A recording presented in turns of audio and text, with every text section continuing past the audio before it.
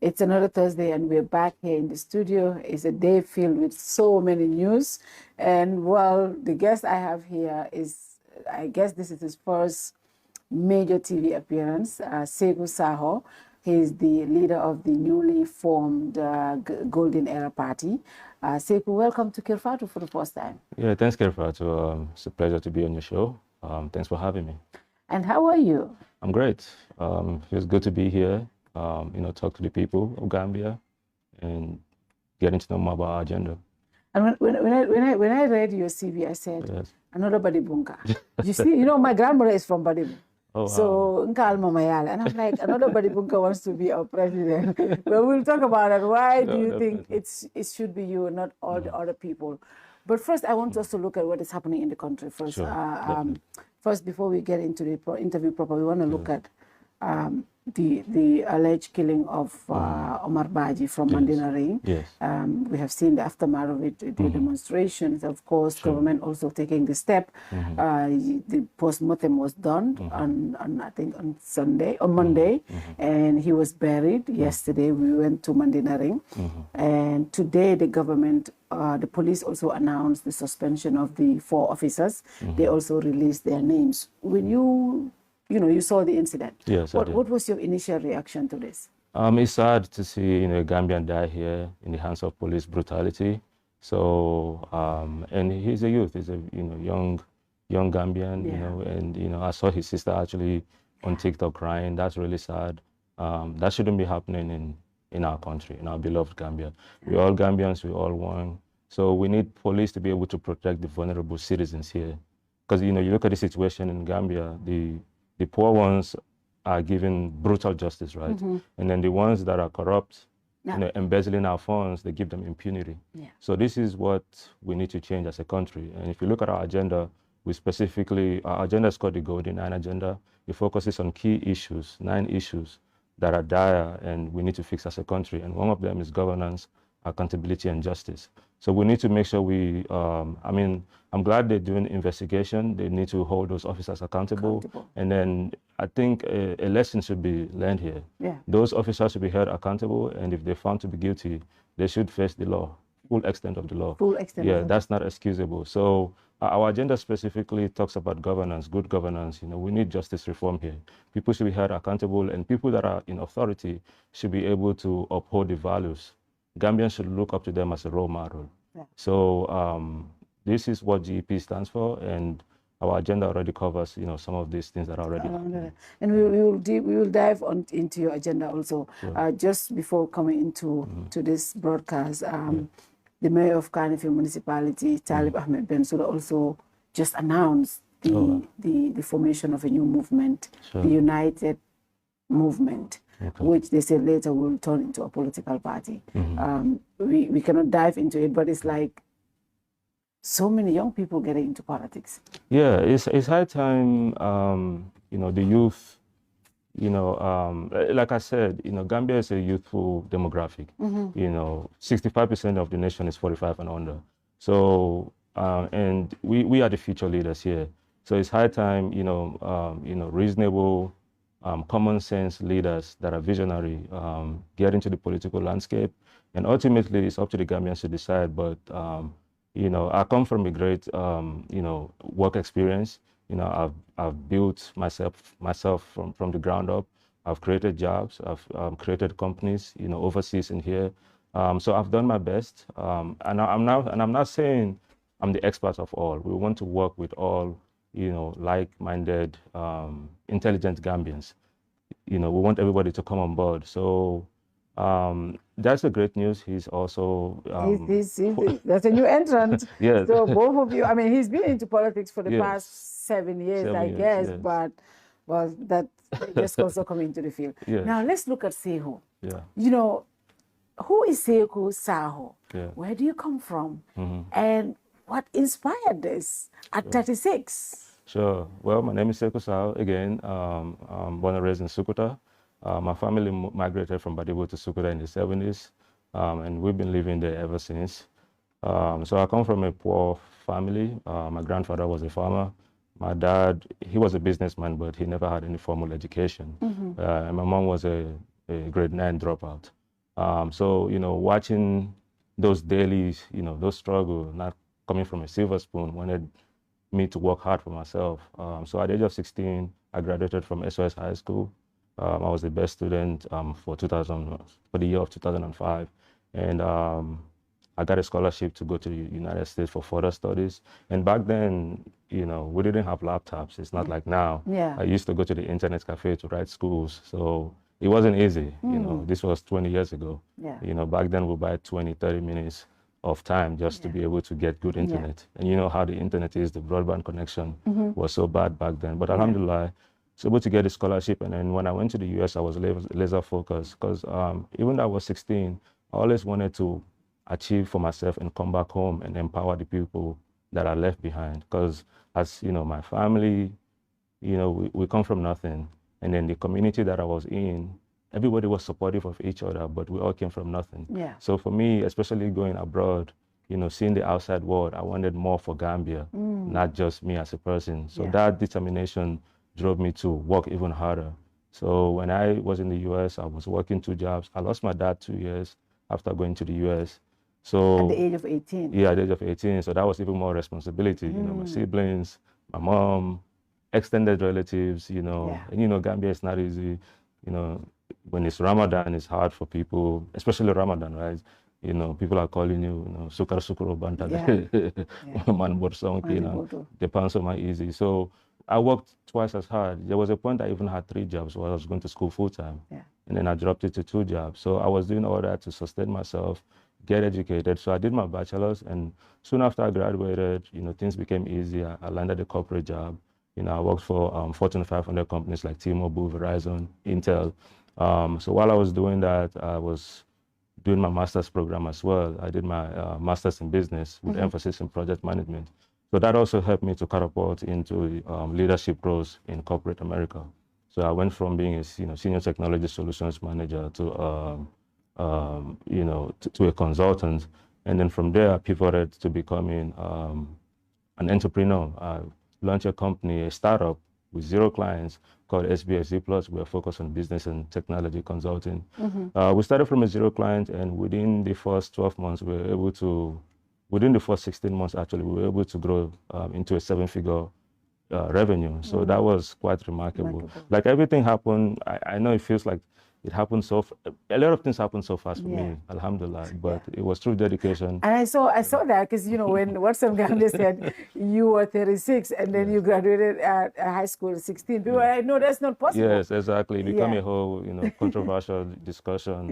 So Watson Gambia actually reached out to me. I had to send my WAS certificate, the original certificate from WAS. So, because, you typically would have your high school name, and your date of birth, and the year you graduated. So when they confirmed that, they had to go back and clarify. And you sent it to me also, because we reported 39. Exactly. And you were like, no, I was 36.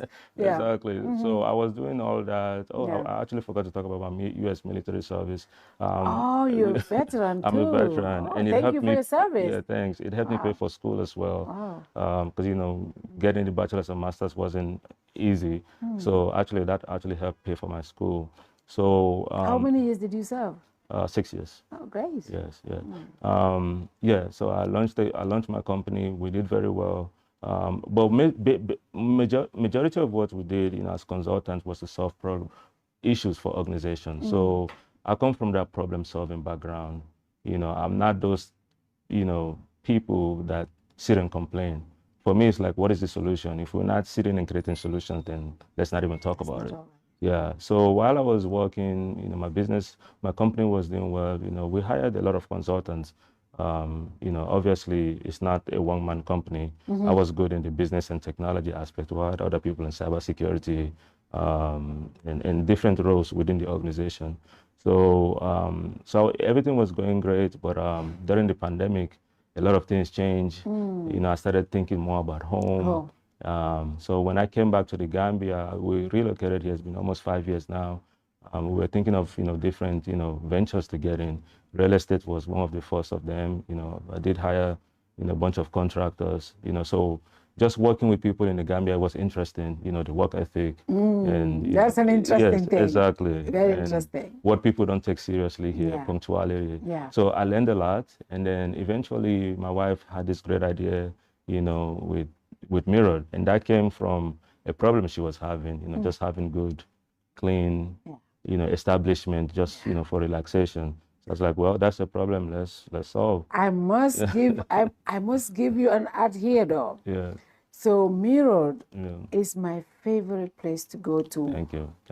To do all these services. Because I've tried different places. Yes. I always pass this by. I'm like, oh, it's one of those bougie places. It's expensive. It's all of that. Yeah. And but the day I just stepped my foot there at the reception, sure. I was hooked for life. Yeah. From that day up to today. This is the only company in this country that I go to. People are not on their phones. I'm very particular. Yes. People they're not on their phones. They're not talking about anything. They're focused on customers. Yes, exactly. I love the professionalism. I love the environment. It's clean. The services are great. I love it. Thank you. Before I go to America to do all of these things, but now when I'm traveling to America, I do everything here. When I go to America, I don't do anything. Trust me, I love the service. That is something, not an advertisement, from the bottom of my heart. That's my experience with thank Mirror. you. And I appreciate the honest feedback. Yeah. And that's what we as Gambians need to be proud of. When we create companies, organizations, we need to be intentional. Yeah. When my wife had this great idea, I was like, hey, I love it, but we need to be intentional, because coming back home means a lot for me. Leaving America, wanting to come back here and invest, empowering Gambians. So I wanted it to be an organization that has global branding for the Gambia. Yeah. So when people see it online, they're like, wait, is this in Gambia or is this in US? So when we first launched, a lot of people was asking, wait, is this US or is this Gambia? It's like, no, this is Gambia. Yeah. So it puts Gambia, it gives it a good image as a country, because I've traveled to over 12 countries within Africa, and Mirror stands out in every way possible. Yeah. So when we talk about national development, other Gambians, we want other Gambians to think in that trajectory. Do something that will represent not just you but your country at large. Yeah. So other people will be like, wow, these Gambian people are pioneers. Yeah. They, when they say they want to do something, they get it done. So when we were building Mirror, this was the aim. We wanted it to stand out. We wanted Gambians to be proud of it. And we wanted it to be a beacon of hope. Like Gambians in the diaspora can come back home and invest in their country. It's difficult, it's challenging. We do have bureaucratic hurdles, but it can be done, with the right infrastructure. And we that are already here and established, we can lend our support to those coming in, give them mentorship, advice. I've been through some hurdles here, and I can tell them the way to go about things, so that way they don't have to go through the same struggle that I did. This is empowerment. This is how we should think as a country, because it will take Gambians to fix Gambia. Yeah. We don't expect foreigners to come fix our country for us. True. So when we built Mirror, it was based on that intention. And after building the company, right, it's good to have a nice looking organization. It looks good on social media, but then people should get the value for their money. That's true. So for me, customer satisfaction is key. It's not the money, right? And I tell our employees, if the customer is not happy and your service sucks, we have to refund that customer. For me, it's not the money. Yeah. So that's why we took our time. We invested over $10 million just in training, from soft skills, like, just how to talk to customers. Yeah. When a customer comes into a business, you should welcome the customer in. They shouldn't have to say hi to you. Some of those soft skills, being on the phone, coming to work dressed in the appropriate uniform. You come with the wrong attire, we're sending you home. Yeah. So those are soft skills that people overlook here, but it defines the business, it defines the structure. So, and these are the discipline we want to instill in young Gambians, because in the future, we want them to be a success. We want them to, 85% of the employees we started today are still working for us, right? So that tells you we're big on employee retention. Yeah. The ones that we let go, they're not ready for change. Yeah, so we want to invest into the right people. We want to see them succeed. In the next 5 years, Mirror could be a franchise. I want to see them being CEOs, director, So this is the vision I have, and it's not just as a businessman, but I want to empower the next, generation to be successful. Yeah. That's interesting, and I must tell you, like I said, that vibe is there. You have to try to see it. Yeah. Now, 5 years since you came back, 5 years checking the environment, seeing what is happening in the country. What did it take for you to say, look, I want to join the change makers. I want to be part of the change.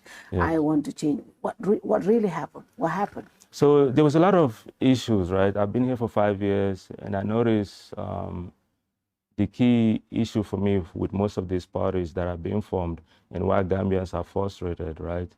They form a party without an agenda. People don't even know what they stand for. We don't know what their core values are. And then we have opportunities. We have a lot of opportunities in the Gambia. Oh, I'm going to form a party with empty promises. And then a little change, boom, they turn 180. That's ridiculous. Yeah. So there's a lot of opportunities in the system. So that's one thing I noticed from outside looking in. They don't have a clear agenda. They don't listen. When I say listen, if you want to create a policy, you cannot leave the core demographic out of it. If you want to create a policy for the youth, you must talk to the youth. You must come to the grassroots level. You can create a policy for the youth, and the youth are not part of the decision-making process. That's true. So I noticed those, common, denomination among the parties, and there's a lot of opportunities. They create a party. Oh, we stand for this, and then the next minute, they join in the same system that they initially said they want to fight for. So that's not a serious, those are not serious people. And this is why the youths are frustrated. And when a new party comes, it makes it harder for people to believe what your key agenda is. And for me, the deal breaker is the current situation. What is the current situation? Look at the reports that just came out recently, right? The audit report. Our nation, they billed us, through procurement, over $65 million. And this, to procure rice. Yeah. First of all, as Gambians, why are we still importing rice? If the major staple in the country is rice. We eat rice and bread more than any food. Any other thing. So first, that was my key concern. Oh my God, we are still importing rice after 60 years of independence. Ridiculous. But not just that, the report actually showed, was it anyway, 2021 to 2023, 17,000 was delivered instead of 60 something. So that means only 1/4 got to the people that it's supposed to serve. The other 40-something thousand, they never got to the people that needed it. And this was for the COVID? Yes, exactly. And these are women that were struggling, that were laid off of job. Gambia has the highest unemployment rate in the region. And then how callous could you be to still not deliver those? That's even that's actually a national embarrassment. That's the economic crime. Yes, exactly. So seeing, and a lot of this, rampant corruption has been happening, not just because of the audit reports came out. I've been here, I've tried to create, I've created businesses, but I've tried to look into other sectors. But then it's very difficult for Gambians to get it, to get into those. You will see a foreign entity come and bypass you whilst you have already applied and waiting. So that tells me the system is not transparent. It's a broken system. Because if I've applied 6 months ago, I'm still waiting to hear back. I've met all the requirements. And then a foreign entity can come, skip the line, and get it done in a matter of weeks. That tells me we don't even value Gambians that are coming back to invest. Those are some of the personal challenges that I face. Now, coming back to the report, what else did I read? Because it was a report that came recently. Our debt to revenue ratio has increased by almost 500%. That means for every $1 we generating as a country, we've already borrowed $5. So which is sad, and that's not economically sustainable. It's too, the gap is too wide. And if the trend continues, we're in big trouble, because you know what's going to happen? They have to find a way to offset and be able to balance the budget. If you look at our annual budget, 40 to 50% of our annual budget goes to service loans that we've taken, which is ridiculous. And we keep continuing to take this. And we keep taking loans. And the thing is, loans are okay to take, but it should be a return on an investment. We should be able to invest this into mega projects that can sustain themselves long term, generate income for Gambia, so that way we are self-reliant and self-sustainable. But if you look at the pattern here, we keep taking loans. Our kids, our grandkids are going to be indebted, And they don't care right now, because right now we're not going to see the consequences right away. Yeah. But our kids, I'm a father of two. My kids, grandkids, they are going to be the ones. It's like they're just kicking the can down the road. Oh yeah, let the next generation handle it. And it becomes difficult for other leaders that are coming into this mess, because now you have to clean up that mess. So because of all this, you know, lack of transparency, rampant corruption, broken system, neglecting the youth. I'm a youth myself, I'm 36. When I see this boy sitting on the road unemployed, it saddens me. Because these are our future leaders. We can't just let them, you know, idle around, lose hope in the system. And you can't blame the youth for not wanting to work in the country. It's like, what are you working for? Yeah. When you work, you want to have a sustainable wage, right? You want to be able to save, you want to be able to buy land and build. But most of the people working here, they live in hand to mouth. How is that sustainable? And we have low quality of life in the Gambia. One of the lowest quality of life in the whole, you know, in the whole of the region. We have the worst healthcare system. You know, you go to RVH, which is one of the main hospitals in the Gambia, you have patients sharing beds, laying on the floor. A lot of these videos are in the public domain. Yeah. That is even another national embarrassment for Gambia. Gambia should not be proud of that. Other nations are seeing what are happening here. Why would you think somebody would want to invest into a country like that? Because if an investor comes here, they pour in money in, they're coming with, you know, some of their best people. So if those people get sick, do you think they will want those people to be admitted to that hospital? No. No. And is it feasible for them to keep taking their people back for treatment? No. So we need to have those infrastructures in place. We need to represent Gambia well. It's like, what are we doing as a nation? As a nation. It's like we don't even have any intellectuals in this country. It's sad. And everybody's sitting on the sideline, doing nothing about it. So that's what inspired me. I'm not a politician, but I was like, hey, if I have to get into politics to be able to fix the system, I will. And I was saying, you're an entrepreneur, Yes. very young. You have never ventured into politics. No. I don't even discuss politics. That's the crazy thing. And all of a sudden. Yes, because I feel like we need change. And I'm a very intentional person. If I want to do something, nothing in this world will stop me. I'll get it done. Yeah. I'm a very, I'm a person with strong conviction. And I feel like if I'm on the right path, that's what it is. Yeah, I don't care if the world attacks me, but if I strongly believe what I'm doing is right and I'm doing it for the best intentions within me, and Allah knows that, I'm fine. I don't care what the world says. Yeah. And the Golden Era Party, why Golden Era? So how did that name come about? So we call it the Golden Era is because it's a party that's going to be accountable first. Accountability is key here. You cannot serve people, but then there's no accountability. Yeah. And the reason why we're having failing institutions in this country today is because there's no accountability from the top to the bottom. Yeah. We have bad governance because the people that are supposed to serve Gambia, they're not serving Gambia. They're serving their own interests. Yeah. Which is sad. They're serving their own interests. They're not serving the people, and they're not accountable to the people that they're serving. Yeah. So this is the reason why we call it the Golden Era, because it's an era where leaders, because, you know, when we form a party, we have to, you know, put leaders in key positions. Yes. Leaders are there to form, we're putting leaders that would empower the next generation. They should be able to see themselves in each leader. Yeah. Like, wow, this is my role model. I want to be just like him. He's there serving the country. He's trying to create jobs. So that's what we call it, the Golden Era. It's going to be, because I alone cannot solve all the issues of Gambia. I need like-minded visionaries with clear intention, selfless people to come and fix this country. So we call it the Golden Era because we're going to now empower people to come in the front line that are ready for work, that are ready to fix this country. And number two, we call it the Golden Era because we are going to be action-oriented. We're going to be an outcome-based party with results. It's like, you know, it's like running a corporation. Yeah. When you work a corporation, you have your QBR, which is your quarterly business review, to see how you're performing. And then if there are adjustments that needs to be made, you don't, okay, let me take a step back, because I know your viewers are from different walks of life. Yeah. When you start a business, right, you want to make sure every month or every quarter, you're looking at how your business is doing. That's true. So we have to bring the same mindset as a country. The reason why we still don't have food security is because recently, we just saw, the current administration donate thousands of tractors to the farmers. Yeah, about 90 years. Yes, for they've been around for almost 10 years. Yeah.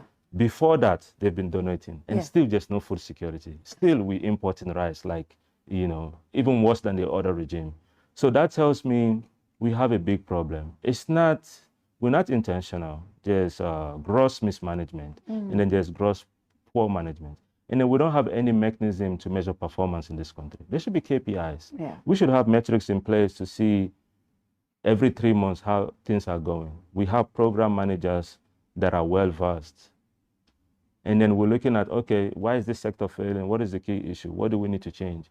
You don't wait till the whole year is done, to know whether your policies are failing or not. You should be able to measure it. It's just like running a corporation. Yeah. The same thing, even mirrored as a company, I do that all the time. I look at the books, I'm looking for growth, I'm looking at the staff's performance, where else can we improve? There's always room for improvement. But you look at this, oh yes, for me, I just feel like they do most of these things just to look busy. It's a facade. Oh yeah, we've donated, because when you talk to them like, hey, these policies you're implementing are not working. People are still poor. People are still hungry here. There's high unemployment. But they'll tell you, oh, we've just donated. But what is the problem? Because, the same policies and the same direction during Jawara time, the same policies, the same direction during Jammeh's time, and the same continuing now. Yes. Just like you said, 60 years, we're still not full self-sufficient. Yes, exactly. 60 years, everything else, our security service is the same. Our agriculture sector, our economy is not doing well. Our dollar is depreciating against all major currencies. Correct. Yeah. Everything else is just like that. But when you talk to government officials, they tell you we're doing well. They tell you the Gambia is doing well. And I'm telling them, I don't know if it's just me and my neighbors, but I don't see me and my neighbors doing well. Okay. Why do you think we're still in these positions? What will you do differently if Gambians give you the opportunity? Sure. So when they say we are doing well, they are personally doing well. Okay. Because let me dive straight in. Oh, we are doing well. It means, there's a connotation to that. Oh, we are doing well. Oh. So you probably don't get the memo. Okay. But because look at our procurement. Let's start from there. Yeah. They grossly inflate all the projects. Yes. We know that. The audit has clearly stated that. Yeah. Favoritism. We're giving contracts to people that are not even capable. We want to, renovate our stadium, and we're giving a construction project to a marketing company. Yeah. Is that, come on, right? Yes. So our procurement system is trash. And the first lady's, I want to say this. Yes. The first lady's air ticket, almost $1 million. It's $926,000 for a flight ticket to the United States. I have been to the United States over 100 times. Well, I don't. Yeah. So our procurement system is bad, and we have a lot of waste in our system. Yeah. And the waste is because they like it to be there, and they want the waste to go unchecked. Because when there's mismanagement and waste, it's easy to justify the ridiculous expenditure. So the reason why, first of all, we have a broken system is rampant corruption, waste. We don't have efficient procurement system. The function of procurement is to add value, yes, save, bring tangible savings, and be able to execute world-class projects. I don't even know of a single institution in the Gambia that I would say, wow, this is a world-class infrastructure. We don't have one. Even the tourism we talk about, we only have beach tourism. That's it. We don't really have ecotourism here. What else is there to do in the Gambia? We don't even have cultural tourism. No. We're a rich nation. We have the Sere, Soninke, Mandinka, Wolof. We don't even have cultural tourism. We have 5 beautiful islands in the Gambia. Punta Kinde Island. They've done the bare minimum to modernize those infrastructure. These are very nice, Instagrammable. They're going to look good on TikTok. So even when they say tourism, where's the tourism? And then you're charging citizens and non-citizens $20 to come in and out. And then the airport is the first thing people see when they come to a country. Yeah. When they come to a country, the airport feels stuffy, smells. It's in a deplorable state. And they've spent how many $1 million to fix it? Come on. You don't even have to be an intellectual to see, oh, what is fixed here? Because it looked better in the time of Jammeh than now, which is a shame. So that's what I'm saying. There's so much waste in the government. inefficiencies, policies that don't work. So what we're going to do differently is, and what we've done differently, even before we launched our website or before we came out public, we took our time, we hired consultants, and I come from a consulting background myself. I said, hey, the first thing we need to do is do survey. Let's talk to Gambian people. Let's identify the key things that Gambian people need first. Because you cannot create agendas without even knowing what the people really need. My concern may be different from his concern. That's true. You know, what matters, like for example, we live in the Combo area. Most of us have jobs, right? Or we have businesses. We're not focused on agriculture here. No. Agriculture probably matters in the URR, CRR region. So if you create policy of agriculture in the West Coast region, how is it going to be effective when most of the people here are not even farmers? They don't even own a farmland. That matters more in URR, Central River region, and other regions, and other regions. So what we did differently is we created surveys, you know, that are targeting people, you know, what matters to them the most, you know, so that way we can create an efficient policy. So we went to the grassroots people, and then when we collected all that data, we were able to map out 9 different sectors that, if fixed, will fix this. If fixed, will repair the broken system. And what are those 9 sectors? That is the Golden 9 agenda. The first one is agriculture and food security. The second one is education for the future. The third one is modernizing our infrastructure. The fourth one is economic expansion and diversification. The fifth one is governance, security, governance, accountability, and security. The sixth one is energy. The seventh one is healthcare. And the 8th one is youth empowerment, youth and women empowerment. And the 9th one is global branding. I'm going to pick a few of them. Yes. How are you able to fix the agricultural sector? Yes. Okay, let me get into that. So you look at the agricultural sector. So what we did after the survey, we looked at the root causes, like why are these failing? If they're providing tractors and all this equipment, why are they still failing? And one thing we noticed is there's a huge gap to how they don't have mechanism to ensure success. Like for agriculture, for instance, you give tractors to these people, to the farmers, right? Yeah. And then there's no preventive maintenance that happen in these tractors. Some of these farmers don't even know how to use this equipment well.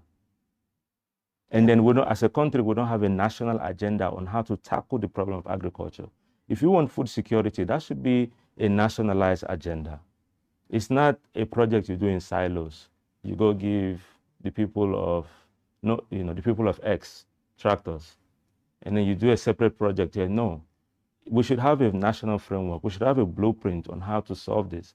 So even if that specific party leaves from ruling, the next party comes should follow the same blueprint and even do better. So that's the first issue. We need to go back to the drawing board. We need to have a national, not siloed projects, because these projects are so, are so siloed, they don't fit into the national agenda. So we have to first have a national agenda for agriculture, and then we need to put mechanism in place to ensure success. So now we identified, a lot of root causes, embezzling. Even when they get grants from UN, it doesn't go to the farmers. They select a handful of people to get these contracts, so and so. Those are issues. So now this is our solution, especially for agriculture, because cost of living, especially with food, is a big problem for Gambians.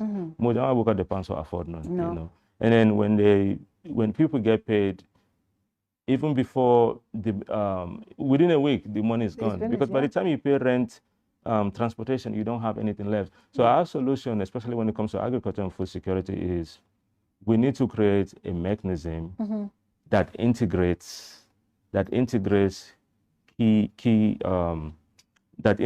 lot of key standalone issues. Number one, like for instance, if I have a huge hectare of land, right? I need to. There's something called smart farming and precision agriculture, right? Yeah. And the reason why it's called smart farming is because the old way of doing things will not work anymore. Yeah. The manual labor is not effective. Yeah. So we need to make sure we incorporate smart farming when we give out this project. And precision agriculture, what smart farming does is we can utilize IoT devices. These are called Internet of Things. Those IoT devices can look at this, can measure can monitor the soil moisture, look at the nutrients that the soil is lacking, and so that way we know the right amount of water that is needed for high yields. Because obviously when you plant, you need to harvest, right? Yeah. So we need to make sure our yields, our productivity is high. So we need to put, and of course, you cannot farm without using fertilizers. Yeah. So now if you know, okay, this is what I'm planting, and this is the nutrients that my soil is lacking, right? And then you have this you're implementing smart farming. You know the right fertilizer that you actually need to boost your crop. Yeah. So we need to make sure we use technology. We cannot succeed as a nation if we turn our back on technology. It's not going to happen. And we can do precision agriculture where we focus more on mechanized farming, especially when it comes to cultivating rice and a lot of this flour for our bread.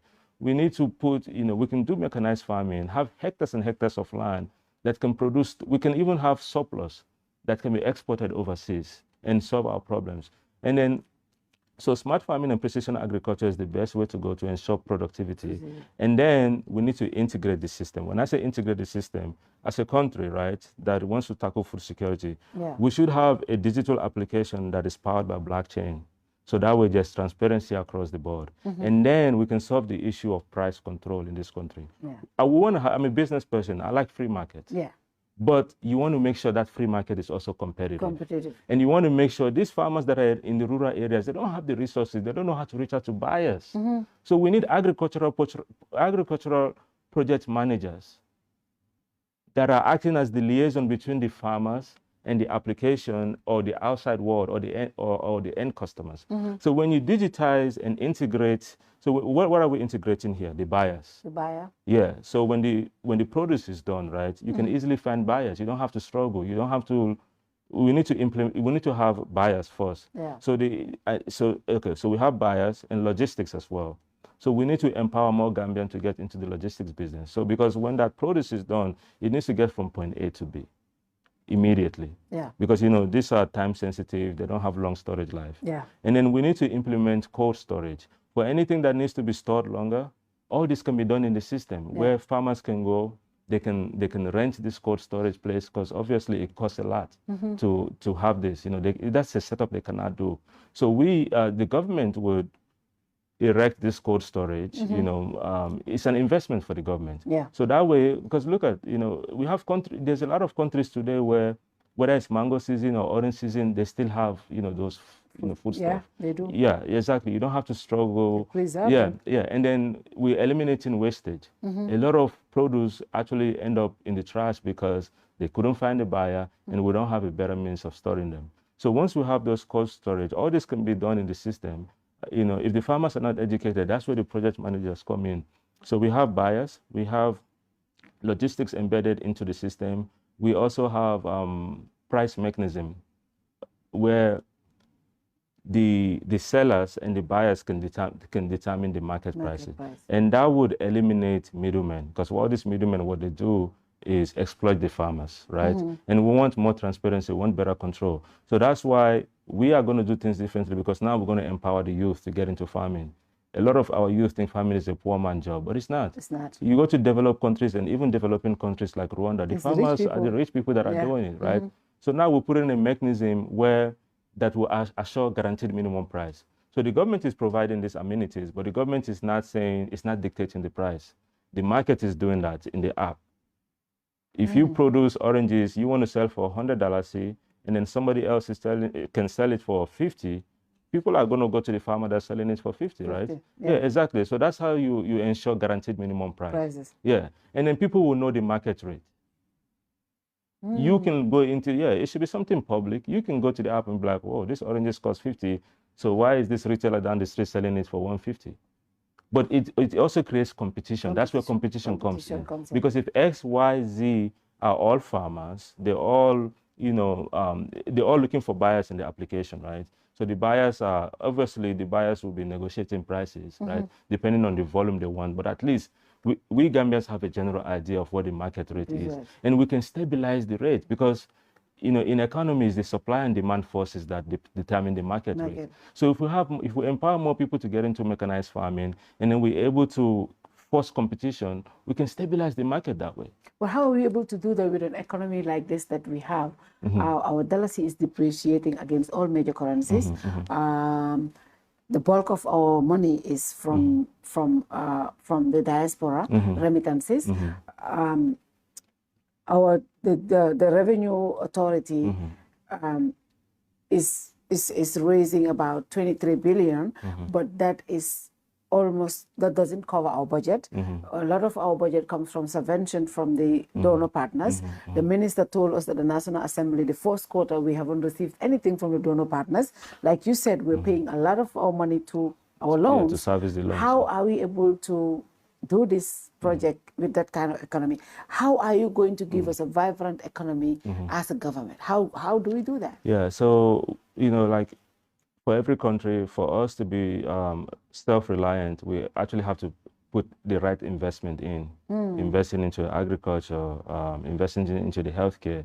But right now, I know we focus on agriculture, right? Yeah. And we want to put technology in there. We want to educate the farmer. Yeah. Like the application, the tool I'm talking about, it should have like an e-learning tool. So that way farmers can, no matter what language you speak, English Mandinka translation will be there. And then, we can also incorporate drone technology to monitor pest control and early diseases in the crops. So now, to be able to fund this project, there are different ways we can actually raise funds. We can issue treasury notes, right? Yeah. And look at the diaspora. They support the economy so much, but they are left behind. So as Gambians, I think we need an all-inclusive government. Everybody needs to come on board, for a productive Gambia. If the youth really are hungry for change, we want them to be all in. Everybody needs to be productive. So there are different ways we can pay for this. We can issue treasury notes. We can even have diaspora bonds. Yeah. So two things that's going to do is going to force diasporans to even want to come home, because now they're investing into the economy, and then we're giving them return on their investment. Yeah. So we can issue diaspora bonds, and specifically that would be for programs like this, where we can also give them a report back. Well, you remember the 20 million we raised from the diaspora? We have cold storage, we have in technology, we have agricultural project managers that are monitoring progress from each of these farmers. We have a robust supplier base.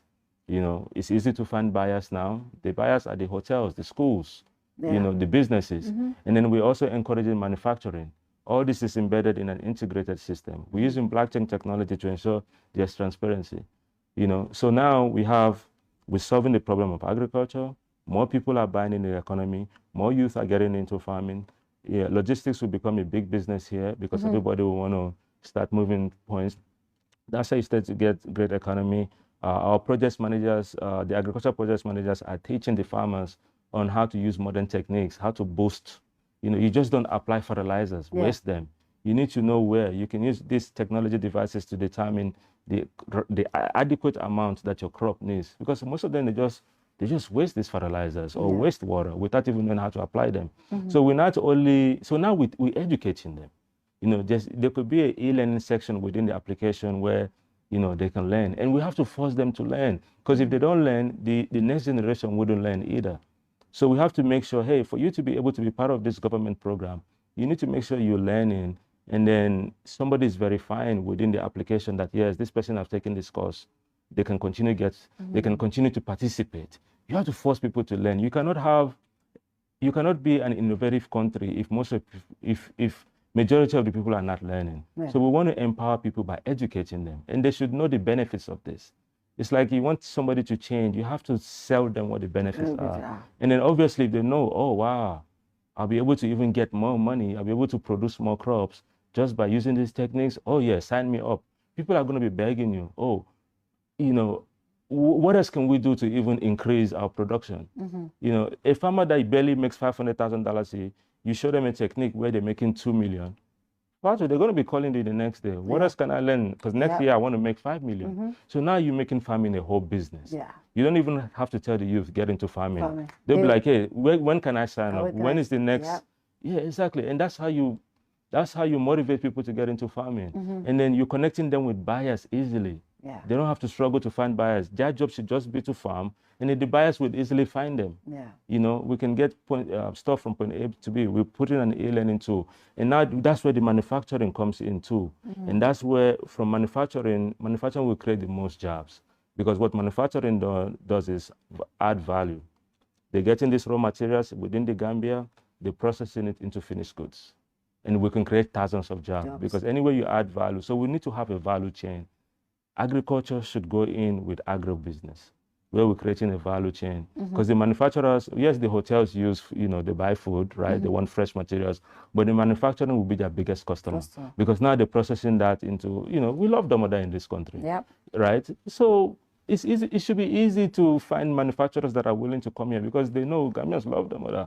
So we should not be importing commodities like peanut butter in this country when, you know, groundnut is rampant here. And we need to also diversify our economy. You know, we can't just you know, Gambia is already blessed. We have the best soil. You know, we should look at other cash crops that would easily bring money, you know, not even just within Gambia, that we can look at Kenya. Kenya makes $3 billion from exporting flowers. Some of those flowers they use in our perfumes today. In Gambia, I was doing my own research. We do have the climate to support, you know, those type of flowers. So we need to think outside of just granite and, you know, mangoes.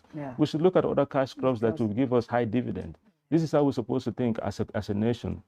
So now, coming back to your question, right? We're having all this integrated system in place. The manufacturers. So once we have those systems in place, there'll be more manufacturers, because now they know where to find, you know, there's no middlemen that are exploiting the farmers. We can easily, you know, process this into finished goods. These are the ways you solve cost of living problem. Food will become more, as you know, affordable, you know, to the people. So this is how we need to think as a country. So we need to definitely embrace technology, and we need to hold people accountable. Yes, that is very important. And every sector in the country needs to be, they need to be transparent. Right, so that way we can, you know, we should be able to share ideas. You know, policies that are not working, and we've tried them over and over. That needs to stop. That needs to stop. And when I say Golden Era as a party, we're going to challenge the status quo. It's not to cause enmity with, you know, the current administration. We are not attacking them or anything. Challenging the status quo means, hey, you're doing things the wrong way. Here's a better way of doing things. I have a proven track record of creating successful businesses. I've impacted multi-billion-dollar projects. You know, I'm a consultant, and you know, I've had contracts for statewide. You know, in Louisiana, we had a statewide IT contract. So that already speaks, you know, volume. So, and we've done contracts for medium and large businesses. And most of how I get paid is purely outcome-based. Outcome-based. And this is the same agenda I want to bring to Gambia. Every, you know, GAP is going to be, because it's easy to make empty promises, but how do you deliver is the question. What mechanism are you putting to ensure, you know, delivery happens? So we are going to be that action-based party that is going to be measured based on the outcome. And then we want to be held accountable. We want to have scorecards. Every 3 months, Gambians can see, wow, you know, the money they're raising from the diaspora, they're actually putting it in the good use. Area. Yeah, so we should be able to have a transparent, you know, reporting mechanism where Gambians are seeing growth month over month. So by the end of the year, they'll be like, wow, they've really achieved. And we're talking about modernizing our infrastructure. That's, you know, that's just not building nice structures. It's also road network. You know, Gambia should be the #1 logistics hub in Africa. Well, this president said he has built more roads than Jawara and Jame combined. We have seen the this highway to the airport, the Senegambia highway. These are magnificent roads. The government is doing well when it comes to infrastructure. You go to Basse, they have built bridges across the Basse. They have built roads in Kiang. The people of Kiang have never seen electricity. They have given them electricity. You know, in North Bank, they're building roads there. Do you think we can do better than this? Oh yeah, of course we can do better. Gambia is a small country. You can pave the whole of it. It will take 3,500 square kilometers of roads to be able to pave the whole of Gambia. Yeah. Right, because it is a small country. So since this current administration, since they've been in power, right, outside of the OIC funding, how many kilometers of road have they been able to build? And are those world-class roads? This is the questions we should be asking. It's raining right now. Yeah. Even, me coming here to your... I was late because of the rain. Yes, exactly, right? Yeah. And this is the urban area, right, in the Gambia. This is like one of the finest areas of the Gambia, unfortunately. Yeah. When you get off of, even coming here, we don't have world-class roads here. We don't have good structures here. So when they say they're building these roads, what are they referring to? Because for me, my idea of road, when I'm thinking road, I'm thinking, you've been to Dakar. Yes. Those are roads. Yes. I've been to Morocco. Yeah. They're building world-class roads and infrastructure. When you compare Dakar to Gambia, how they manage resources for their OIC and ours is completely different. The development OIC brought to Dakar cannot be compared to what they brought. I mean, it brought some development, but non-comparable to what Dakar was able to benefit. Exactly. Because if you look at the project from the airport to Stinkona, they said they spent roughly 83 million for 22 kilometers of road, right? Because that's the distance. So that means every kilometer was almost, $3 to $4 million.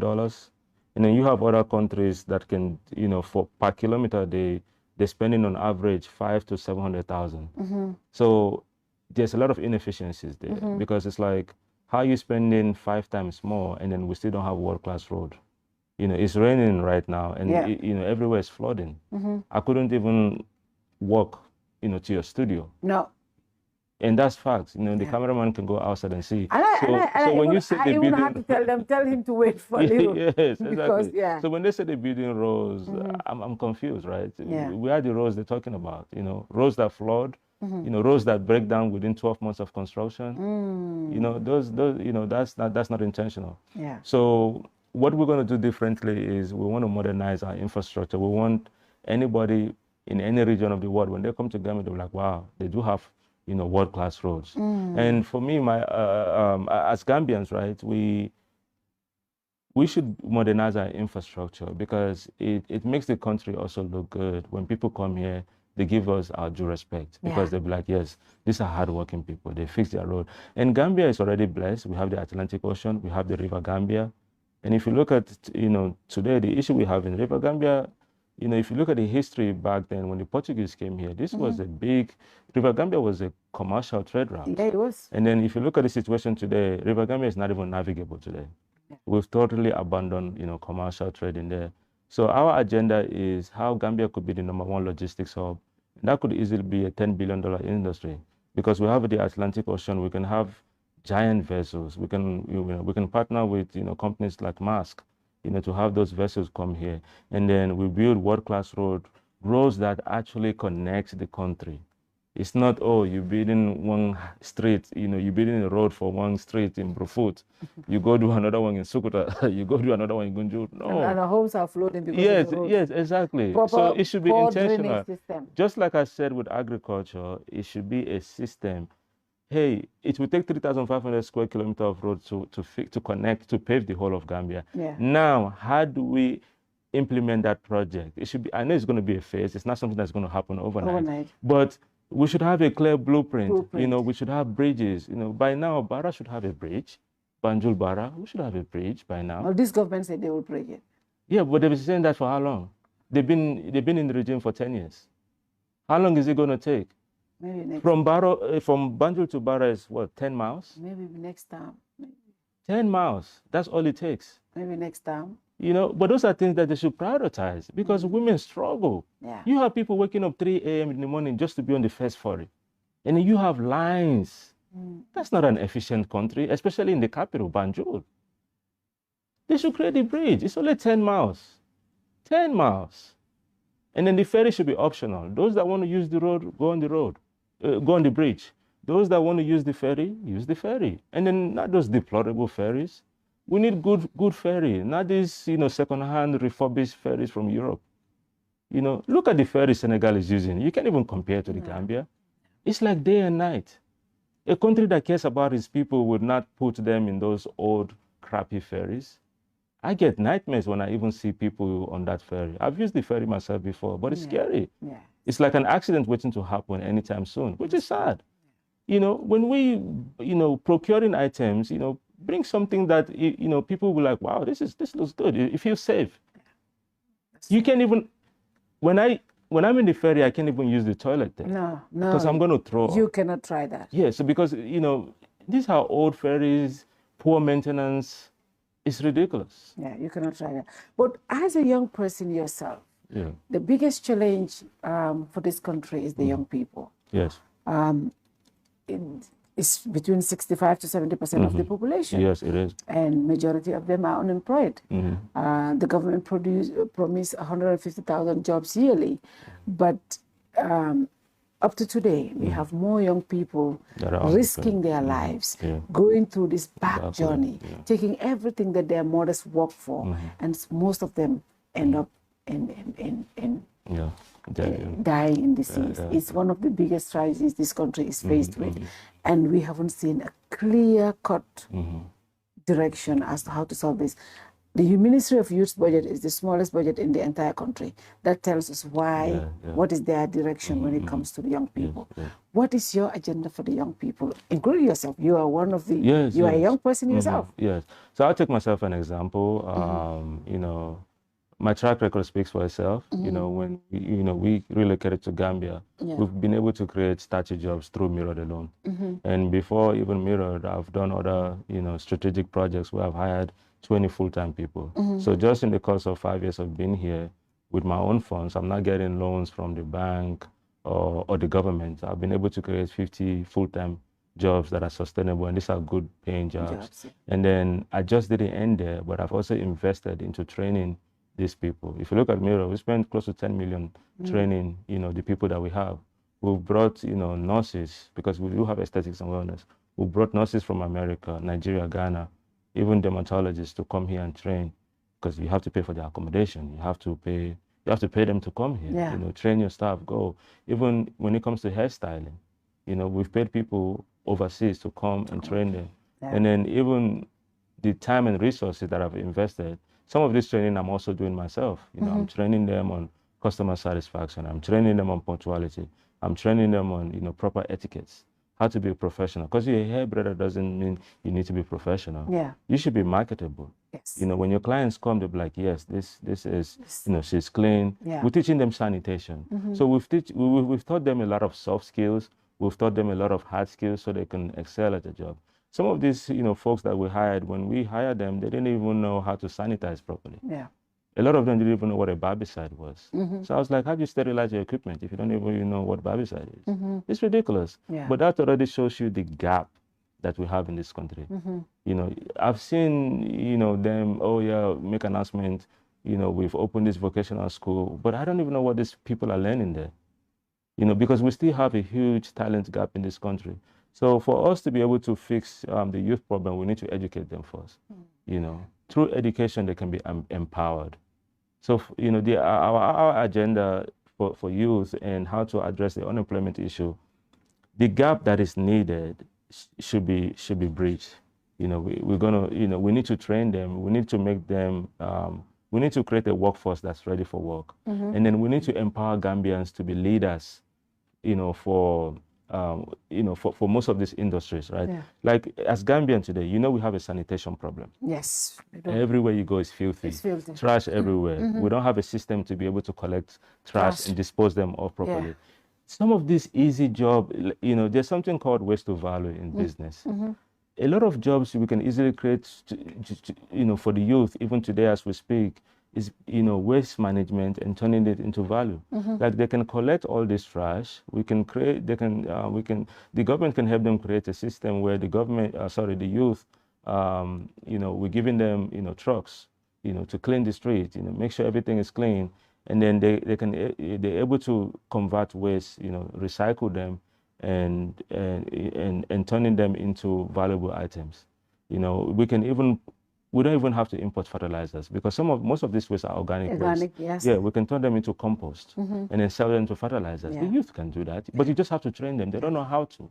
So we need people that knows how to. There's a lot of Gambians that are great in agriculture. I've met people with doctorate degree in agriculture. So we need to get those people, find them, go reach out to them. It's like, hey, the government wants to start a compost business. You have a doctorate in agriculture.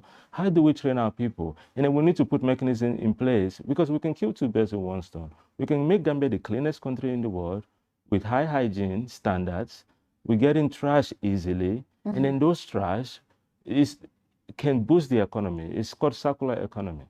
So what circular economy does is it gets waste, it prevents wastage, but then you're taking that waste and turning it into something productive that you can sell. Yeah. I've been to other countries where they process all this waste products, plastic and stuff, and then they're able to turn them into pavement blocks. You go to these countries, the pavement blocks are so cheap. So what the government actually end up doing is buying these pavement blocks to pave inner streets, not the main highways, inner streets. Because those pavement blocks too, they have high resistance, they can last longer. That can create millions of jobs. Yeah. But when it comes to pavement blocks, we have to import them. And you can actually create pavement blocks from waste, recycle it, process it, and that could create millions of jobs. And those are easy jobs. Those are not hard. And then you're getting the waste for free, remember? It's free. You're not paying for the waste. And then we can also use waste to generate electricity. We have a big electricity gap here. And there can be no successful manufacturing in the Gambia without energy independence. And our agenda talks about that, energy.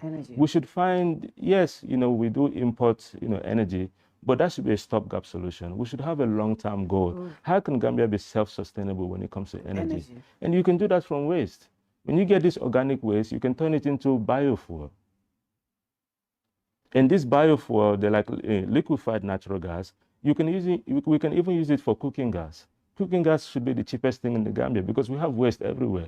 You go to Tanje Fish Market, you have waste everywhere. These are organic waste that can be easily turned into biofuel like diesel, liquefied natural gas. This is how we're supposed to think.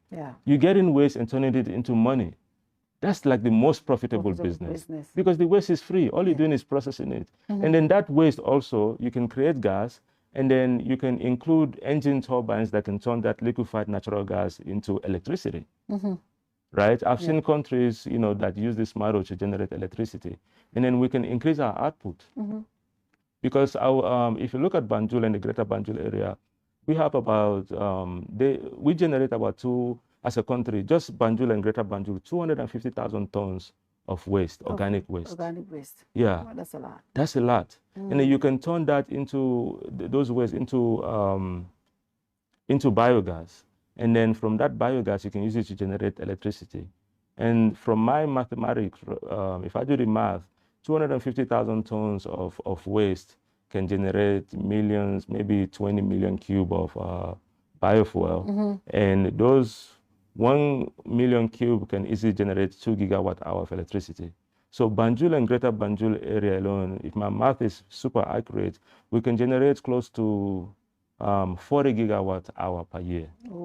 And then as a nation annually, we consume about 450 gigawatt hour of electricity. Between 400 to 500, it fluctuates every year. So through waste, we can actually generate up to 40 gigawatt hour, which is 10% of what we consume. And this is just the greater Banjul area. So imagine if we do that for the other 5 regions, CRR, North Bank, Lower River. We can actually produce maybe another 300. And once that is done, it will be so cheap because we have abundant energy.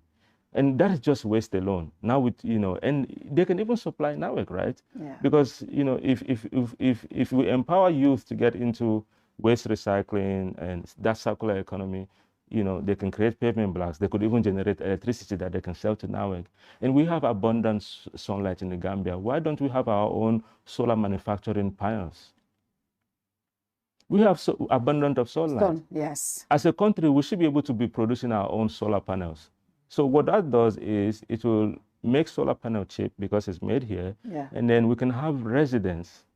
They can sell it to residents, the whole of Gambia at a subsidized rate, where that solar energy too, the excess, there's something called net metering in electricity.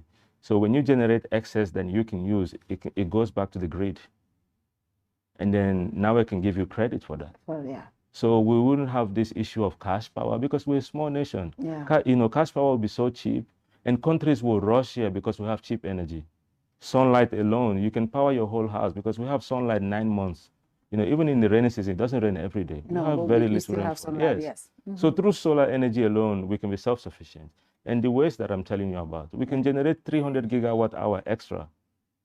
And you can have manufacturers, you cannot have a industrialized nation without energy. Energy, no, you cannot. Yes, exactly. So we can quickly solve these problems and empower the youth. These are not complex projects. A lot of people will tell you these are fine ideas, but it's the implementation and the resources to do it. Because we just have to put the resources into good use. We need to be organized. Yeah, we need to be organized. We cannot be a country that continuously mismanage resources. We have not just mismanagement, but poor management. Poor management. And the poor management comes from the leadership. Wow. Because they don't have a good mechanism. Mismanagement happens because there's poor management, very poor oversight. You know, the people that are running the projects, they don't even have deliverables. It's like I give you a project, I didn't outline the deliverables. You don't even know what you're supposed to do. Up yeah.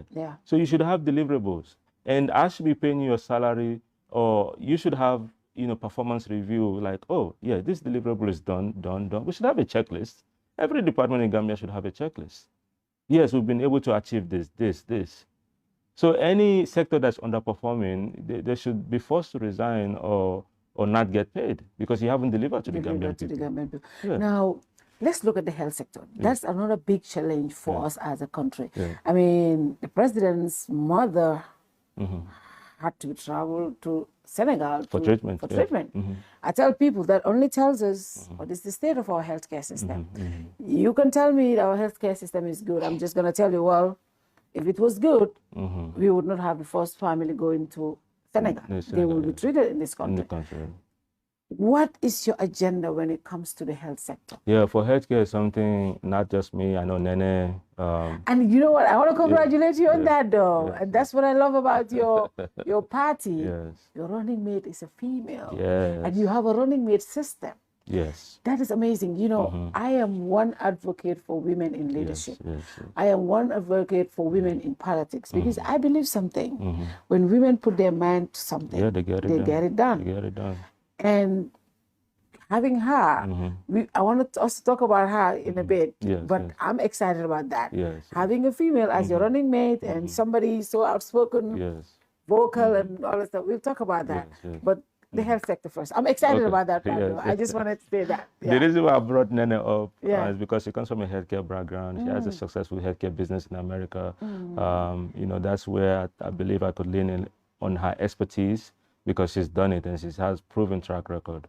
Like I said, I'm smart, but I can't solve everything. There are things that I'm expert in, but there are things that you're not. I'm not. But we need like-minded visionaries to, you know, to help so we can complement each other, because we all have, you know, unique skill set. So without diving into Nene, the healthcare, we have a deplorable healthcare, you know, situation from, you know, not having the proper equipment. Even how they dispose things, you know, how they dispose, you know, this medical stuff in the Gambia, you know, those are all biohazard risk, right? We have a huge talent gap. You know, yes, we've seen a lot of nurses graduate, but we don't have specialists in this country. You know, in the whole of Gambia, we only have 2 dermatologists, and I think they're Cubans. We are the Gambians. We have a youthful demographic. We have people going to school. Why are we not sending them to go learn dermatology? And the reason why I'm using that as an example is because I'm in that business. I couldn't find one here. The ones that are here are already working in the government sector. They're not going to leave that job to come work for me. I have to go find people outside. We have to look for, you know, nurses in that area to come here. So it's sad. But that's where we feel like, you know, the government have to step in. We have to look at key sectors, especially healthcare. We should not have scarcity of, you know, trained, seasoned Gambians. You know, that's a national priority. And if you look at our Golden Line agenda, healthcare is on the list. So, and we also need good, not just good equipment, but state-of-the-art infrastructure, you know, in West Coast region. West Coast is the most densely populated, right? We should have at least 3 state-of-the-art, magnificent, you know, I'm talking about hospitals that can accommodate 20,000 people. We should have 3, at least minimum 3. And in each region outside of West Coast, like North Bank, you know, Lower River should at least have 1 in those to start. Because obviously we cannot come out here and say we're going to build 100. You know, that's not feasible. So these are things that we should prioritize over everything else. You know, because if you look at all this excess, unnecessary spending, people per diem, no accountability, within the sector. These are all funds that can easily, if you look at the report, right, that just came out today in 2021 to 2023, close to $50 billion. We're talking about almost $800 million. Yeah. And we could have used that to build, a proper healthcare infrastructure. Yes. Yeah. And then we need to train. Like I'm saying this, right? Gambia can never be self-reliant if Gambians don't take the lead. Gambians can never be self-sufficient if Gambians themselves don't know how to be experts in healthcare, in agriculture, in manufacturing. So we need to empower Gambians. That's why our agenda is just 9.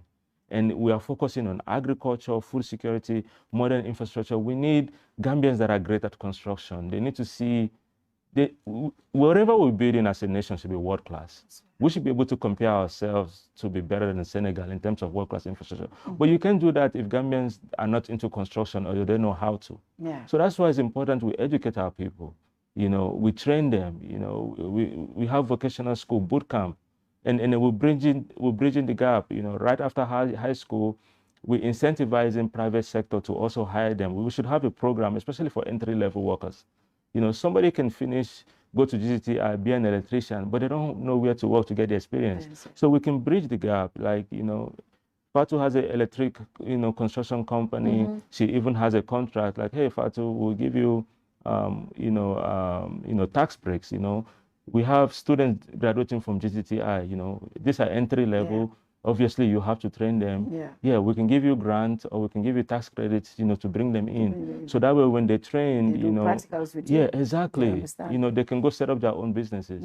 So, so in terms of healthcare, we're doing really bad. We have the deplorable healthcare system, and unfortunately, it's sad to see our leaders go to other countries. Yeah. But they have the privilege. But what about the Gambian women that are dying? Yeah. Look at maternal death in Gambia. It has increased. And then we've been getting funds from UN and so many places, IMF, World Bank. And then maternal death hasn't solved here. You go to clinics here, they don't even have a good ultrasound system. Yeah. People don't even know the gender of their kids until the day they're delivering. And then when it comes to prenatal care, absolutely the worst. Most of these women lack basic nutrients when they need to do their prenatal. And for postnatal care, it's even worse. So these are all the things we need to put in place. And we need Gambians that are educated, that are in the healthcare sector. Not just these nurses that are graduating. And most of them that are graduating even, it's mostly theory. They're not doing a lot of practical. We don't have specialists. We don't have surgeons here. This is what the country is in dire need of. So when it comes to training and empowering Gambians, those are key sectors we need to make sure our people are well trained. So they should know how to manage it. We shouldn't depend on foreign entities. Yeah. Like, look at the situation with even the company that generates electricity, Kerr Power. Yeah. They, when the contract ended, they were gone, right? Yeah. But then Gambians themselves couldn't manage it. They had to bring them back. That already tells you how inefficient the system is. So even if we bring in foreign entity because of their expertise and they have they come from countries that are doing well, we should be able to have we should have a mandatory knowledge transfer in place. That's right. So that way, when that contract that's what happened with immigration. Our ID cards, when they had what's the name? Those people come. Yes. The contract said they will be transferring the expertise to our immigration department so they can take up. But when they left, up to now, it's difficult to get ID cards. Yeah. My ID card has expired. Because they don't know how to. They don't have the expertise. So this contract needs to include knowledge transfer. Yeah. And there should be periodic checks to ensure, yes, our people are going to be capable. And there must be a clause in there that says if the Gambians can't even run it, we should have some form of credit back. Because sometimes some of these companies may want to sabotage because they obviously want you to depend on them. Yeah. But that's where you need people with business acumen, people that have closed deals. I have closed multiple deals, multi-million deals. I'll come to that because some of us we're getting a little worried about businessmen because our current president is a businessman. Yes, yes. I'll come to that. Okay, no problem. But let's look at the women. We elect leaders. Yes. We the women. We are majority. We are, I think, 55% of our electoral. Yes. So whoever we embrace, whoever gives us the best policy, Yes, of course. should be the next president. Yes. What is your plan for the Gambian women? The ordinary Gambian woman wakes up at 5:30, 5 o'clock, go to the market to sell their produce, Yes, yes. sell those produce, do their nduga, come back home, cook that meal for their family, go back to the furrow in the evening. We don't have a lifestyle. Yes. It's just walk, and have nothing in the savings. How are you going to help uplift the life of that ordinary woman? Yes, and that's really sad. And a lot of women are the breadwinners in the Gambia, and it's sad. Even when Nene and I went to Farato to do that project, can you imagine Farato, which is not even far from here? Women are waking up at 3 a.m. In the morning just to get basic amenity like water. In the Gambia, and the project only cost $300,000. They haven't had basic amenity like water for years, over 10 years. In a big garden like that. Totally unfathomable. So for me, women, I have daughters myself, and I want them to thrive. I want them to be successful. And right now, as a country, we are not remotely even close. And this is why, Golden Era is being formed. We want to usher in a new era where women can thrive, the youth can thrive. So for women, we need to empower them. And when I say empowerment is, I feel like more women, since they're already in agriculture, right, farming, feeding their families, going to the market, they already have the produce. We can empower them by having them go into agribusiness, where, women that are already selling tomatoes, right, they can be able to turn that into tomato paste easily. We can empower women there, and lemon, they can easily turn that into lemon juice. Some of those processing plants are not expensive. I've been to China a few times. It costs $20,000-$30,000, small scale to start somewhere, and we should be and we can do that by guaranteeing them loans through the bank, giving them financial credit, and some could be grant, and we should give grant to women that are already in that business. They're doing it. And then the grants can have stipulations like, hey, you must be able to hire at least X amount of people, so that way they can also have the expertise to set up their own. So since women are already into farming, some of them have fish. I live in Brufut, close to Tanje, and I see a lot of these women that sell fish, but they get, their supplies from foreigners. So now what we have to do, since we are all about Gambia first, we can empower these women, give them trawlers. So that way they can be the suppliers now. They could go get the fish from the deep sea and then come back and sell it. It shouldn't be the other way around. Because right now, foreigners, I don't have any issues with foreigners, but I'm Gambian and I want to empower Gambian. Because if Gambians don't have the basic means to survive in the country, I wouldn't expect them to find it elsewhere. Other countries are empowering their own. I have no issues with foreigners. They are welcome to come here and compete, but we need to empower foreigners. Made in Gambia should be a thing. So women that are already into fishing, we're going to give them trawlers. We're going to train them. They could go get the fish and get into the fishing business themselves and hire Gambians, So that way, even fish will be more affordable. Because there's no control in the market. Some of these foreigners, what they do is they collude and say, oh, there's scarcity, so they could raise the price of fish. And these women barely make profit. They have very little margin. So when they create this artificial scarcity, man, it becomes hard for them to be able to even buy and sell, because they're just resellers. So now we want to empower women. Hey, we're going to train you guys. It doesn't matter what language you speak. We're going to have community project managers train you in the language you understand. You're going to get the fishing, and we, the government, are going to step in. We have an integrated application, a system in place where we can easily connect you to the buyers. So that way other people are not exploiting them. And then it becomes a free market where you can actually stabilize the prices, because you have now enough producers, And then more women, not all of them can be suppliers of fish or farming materials, but they could get into agribusiness.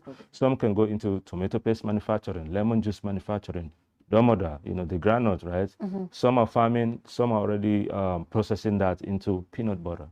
And these are things that can easily supply a lot of retail stores. And a lot of retail stores will like that because it will be cheaper for them to buy and resell and also make profit instead of importing, having to pay duty and all this stuff. So we need to empower women to go ahead, even the young ones, go ahead, empower them, so that way they can also sustain, because right now they are the ones sustaining their community. Yeah. And the country is already hard. Imagine if you empower them, what they could do. They could do that. Yeah. And talking about, you spoke about corruption here, but I think that is our biggest challenge as a country. Yes.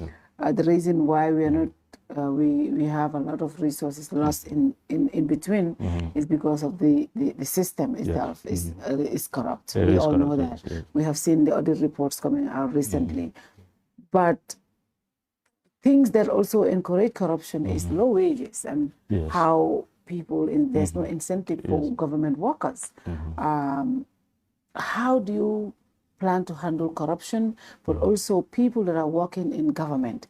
How do you plan to uplift their living standard and give them a better pay wage? That way, they will know that they have to deliver based on performance, but also that will at least lessen. We cannot completely eradicate corruption, but at least we can also lessen it a little. Yes, I think to be fair, they need sustainable wage.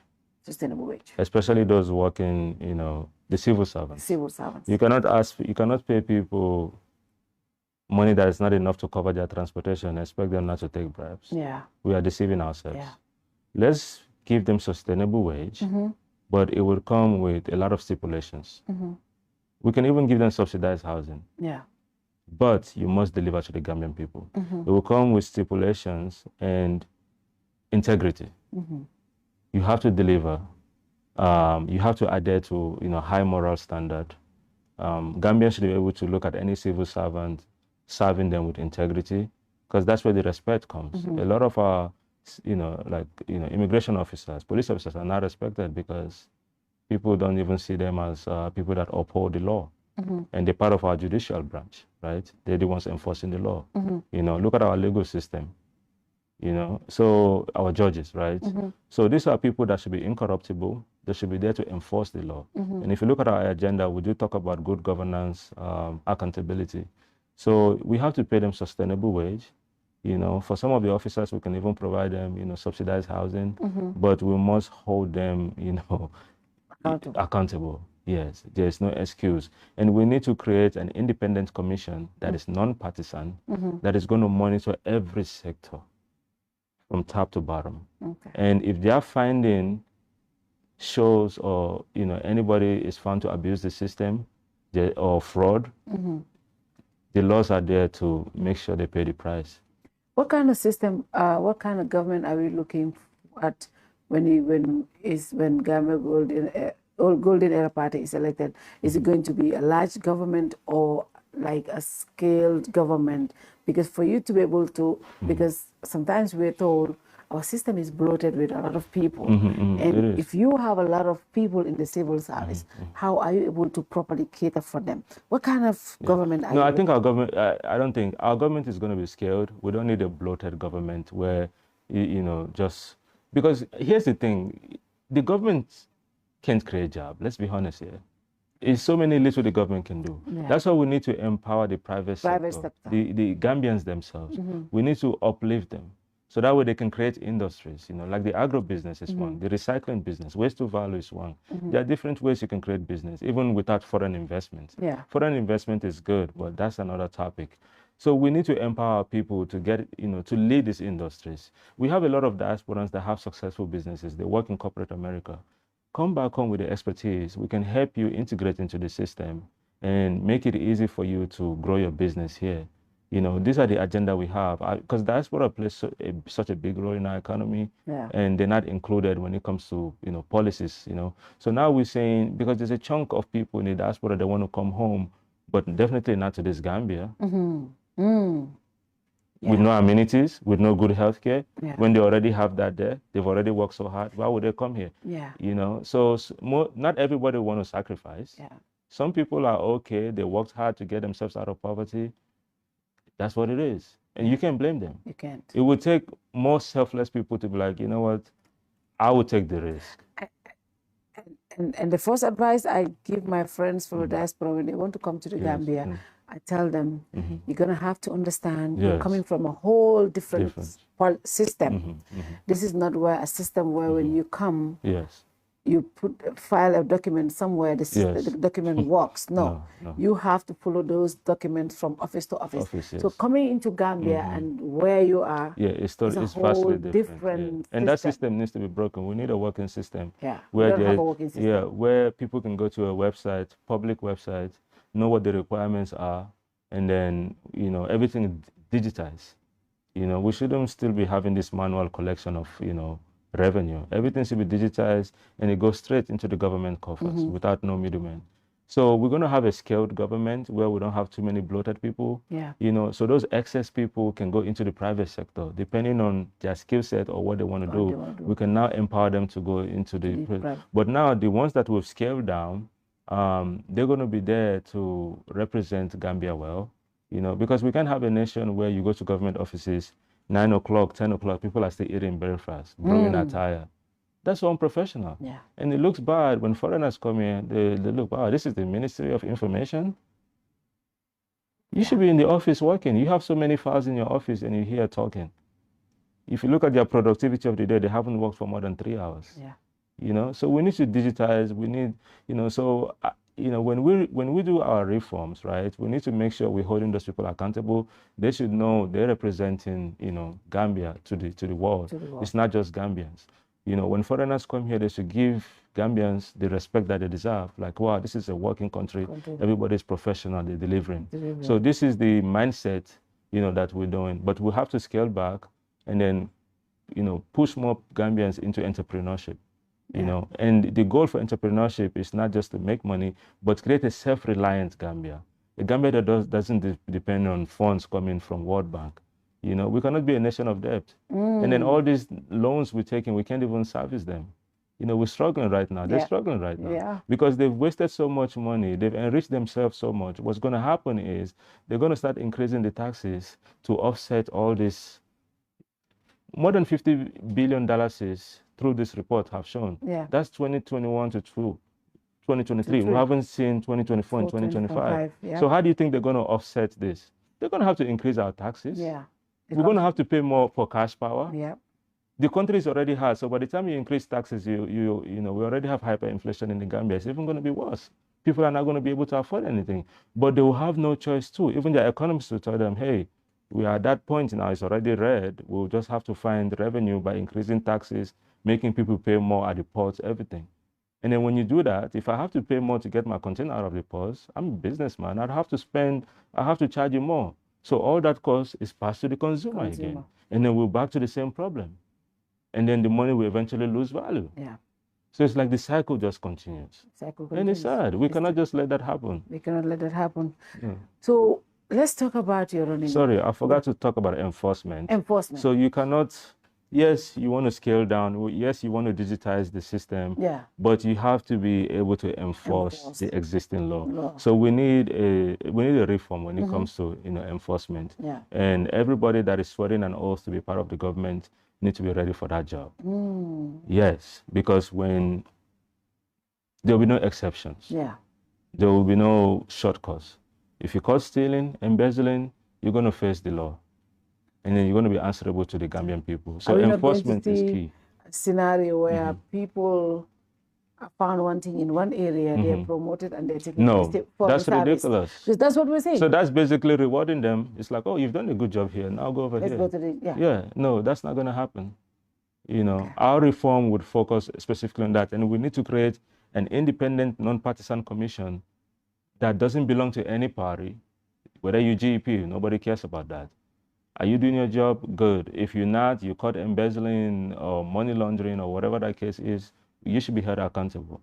So this is going to be a non-partisan institution, and every sector of the government would have to report and make sure enforcement is happening. We're protecting the vulnerable Gambians. So we need to have independent institutions that are going to go in there and enforce the law. Now let's talk about the running mate. This is the first time we're saying that. I mean, this is like the American system Yes. where you have running mates Yes. And you have one in the name of Nene Cheyasin Jack. Yes.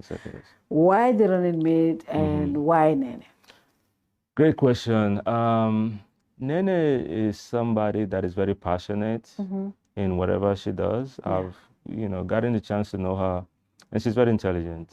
She's done well for herself. She's accomplished. She, even before she started her home care business, she has a master's degree. She worked in corporate America. She was actually in accounting, and then she was, back then, she was forced to go back to school to go do nursing. So she did her master's in business and then went to school for nursing and then set up her own business. So she's very accomplished. But for me, the biggest thing that drew me to her is she's empathetic. Because you can't have a leader that doesn't empathize, that doesn't care about the people. And I think that's the situation we have in Gambia. There's so many heartless, selfish people in the Gambia. I'm not trying to insult anybody, but if you have those as leader, I just don't see how they want a greater Gambia because they're not, it's self-centered people. They're thinking about how to make, it's just, they're thinking more for themselves than the nation. And no one person is bigger than Gambia. The national interest comes first. Because when Gambia is successful today, it looks good on all of us. You know, like look at Yankuba Minte, he's doing great. Everybody know him as Gambian. We're all proud. I don't know him personally, but I'm like, hey, Yankuba Minte is from Gambia. We're all proud. Yeah. So we should put the interest of the nation first. So we need people that are empathetic, genuine, and I see those qualities in her. You know, even the Farato, that's a project she spearheaded. You know, she brought me along, and that even made me want to do more. And she's been doing a lot of philanthropic work even way before then, because I've seen a lot of her activities. So that shows me, okay, she has nothing to gain. She could use that money for her own. It's the money she worked for. She didn't get it from the government, but she's spending it on people because she, even me, when I went to Farato, it was an eye-opener for me. It's like, wow, people are still struggling to get water in 2025. When we're a country that we're already blessed. Gambia has a high water table. You dig for 15 meters, there's water coming out. This is already a blessed nation. We're sitting on a gold mine, and we don't even know. You go to East Africa, people dig 120 meters, and they still can't find water. I have a borehole in my house. 18 meters, I found water. There are some regions in Gambia, you dig for 10 meters, there's water. So you want to tell me people are still struggling to get water? So it's sad. So I see a lot of those qualities in her, and more specifically, she's a woman. You cannot have women empowerment where a woman is not a leader there. Because there are certain things from a male's perspective, I may not see it, or, we men, with women, we see things differently. So from a woman's perspective, if we're serious about women empowerment, we need to have a woman leader. And look at Rwanda, you look at their members of parliament, it's mostly women, and they've done well for themselves. I travel a lot, I've been to 12 African countries, and I see how other countries are doing things. So, we want to bring great ideas to be better than those countries. I'm not here to copy and paste what is working in Rwanda or Djibouti. I want Gambia to be better because I know we have the potential. And we have the brains. There's a lot of Gambians overseas that are doing fantastic. I talk to them every day, but they don't have confidence coming to their country. So we need to change that narrative. That narrative has to change. Yeah, that narrative has to change. If we talk about nation building, everybody needs to be inclusive. We need to have a diaspora council. So to make it easy for diasporans, because they have the resources, the exposure, the expertise. So when you talk about good roads, they know what a good road looks like. When you talk about infrastructure, they know what good infrastructure looks like. For a Gambian that hasn't traveled abroad, let me use internet as an example. When I say Gambia has a terrible internet, people look at me like, oh no, it's getting better. I was like, what is the average bandwidth in the Gambia? Even with the best GSM companies. The average bandwidth is 2 megabytes per second. While you have other African countries, they have 1 gigabyte per second of internet speed. But you see, it's the exposure. Some people haven't traveled outside of Gambia. So they haven't seen what works elsewhere. They only know what they have here. Other countries they're moving away from 5G. They're implementing, 6G now. We could barely even get our 4G going. So when you tell people, so that's why we need more people that are exposed. So when you say development is in the Gambia, they will tell you what development looks like, not these mediocre projects, that doesn't even, you come back the next year, you'll be like, oh, where's the project? We're struggling to even have international games at our stadium. For how many years? After 300 million. Yes. So that tells you the kickbacks is killing the country. Yeah. Kickbacks after kickbacks. And then putting people that don't even know how to execute projects. It's sad. It's sad. And then now, to make matters worse, Gambians themselves, they're conniving with foreign entities to beat the system. Yeah.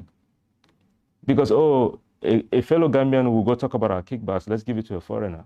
Look at the issues with the tablet that was given to a foreign national. Yeah. So you want to tell me in the whole of Gambia, nobody can procure tablets? Look at the report that is talking about the fishing vessels. Yeah. The foreign fishing vessels, almost 50-something million that they were supposed to pay in fines, and they were just let go. Yeah. Like that. Yes. And even if the fines are paid, they're not going to report it. They're not reaching us. Yeah. The government. So it's sad. So we need to change our mindset. You know, it's time for work. It's time for Gambians to, you know, pull the bootstrap, and let's be selfless for 1 second. Let's think about other people.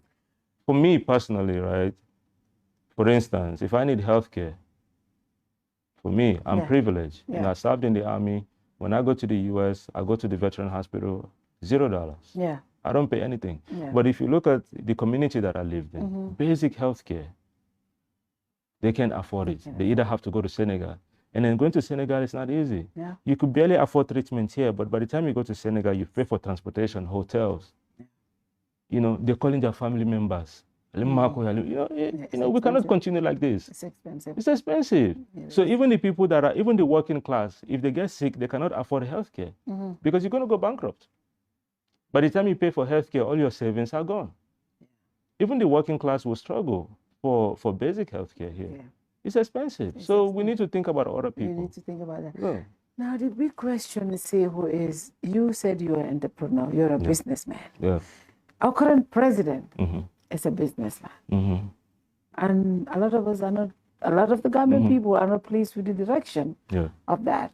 So we have one business, and we have a businessman president in the United States also. Yes, and a lot of people are not happy with that too. Why do you think we should give Saikou a chance after seeing our current president, a businessman president, and America, a businessman president? Why do you think it's going to be different with Saikou?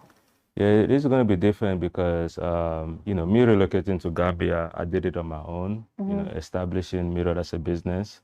It was self-funded, right? And most importantly, for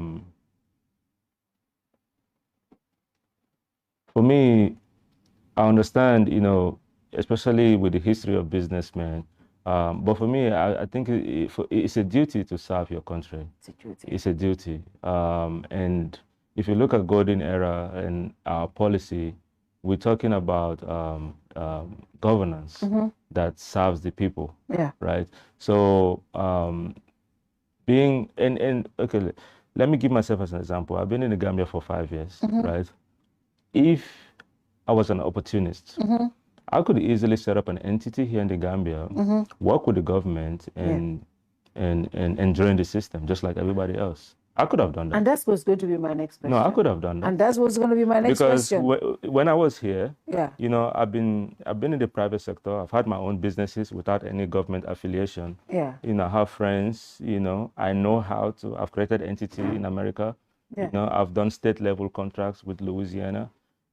I could have created an entity here. Nothing will stop me. But now you are in politics. Yes. Yeah. Now, when you start saying stuff like what you're saying about the government, the inefficiencies, the corruptions and all the stuff, we have seen people who have said things about this government, and today they have joined the system. Yes. And the system has not changed. And this is what I've told so many politicians. They have said that this government is the worst government in this entire country that has ever served in this country. They have said Barrow will never have, doesn't have the interest of the Gambian people. They have said worse things. But today, they are the biggest advocate of that government. Yes. And we have seen that young people who have said all of this about this government, and today they have joined the system. I hope we are not going to see something like that. Oh, hell no. That's not me. Because I've been here for 5 years. I could have easily created an entity so many years ago, bid for those contracts. A lot of those contracts, I see them. But I don't want to be part of this system. Yeah. The system that takes from the poor, I don't even have the conscience to do that. Taking from the poor, enriching myself, and then driving around, you know, like I am the best thing on earth. No. You know, I want to work hard for my money, and I want to make it the good way. I want to be able to go home, sleep good at night. I don't want to take from the poor. Yeah.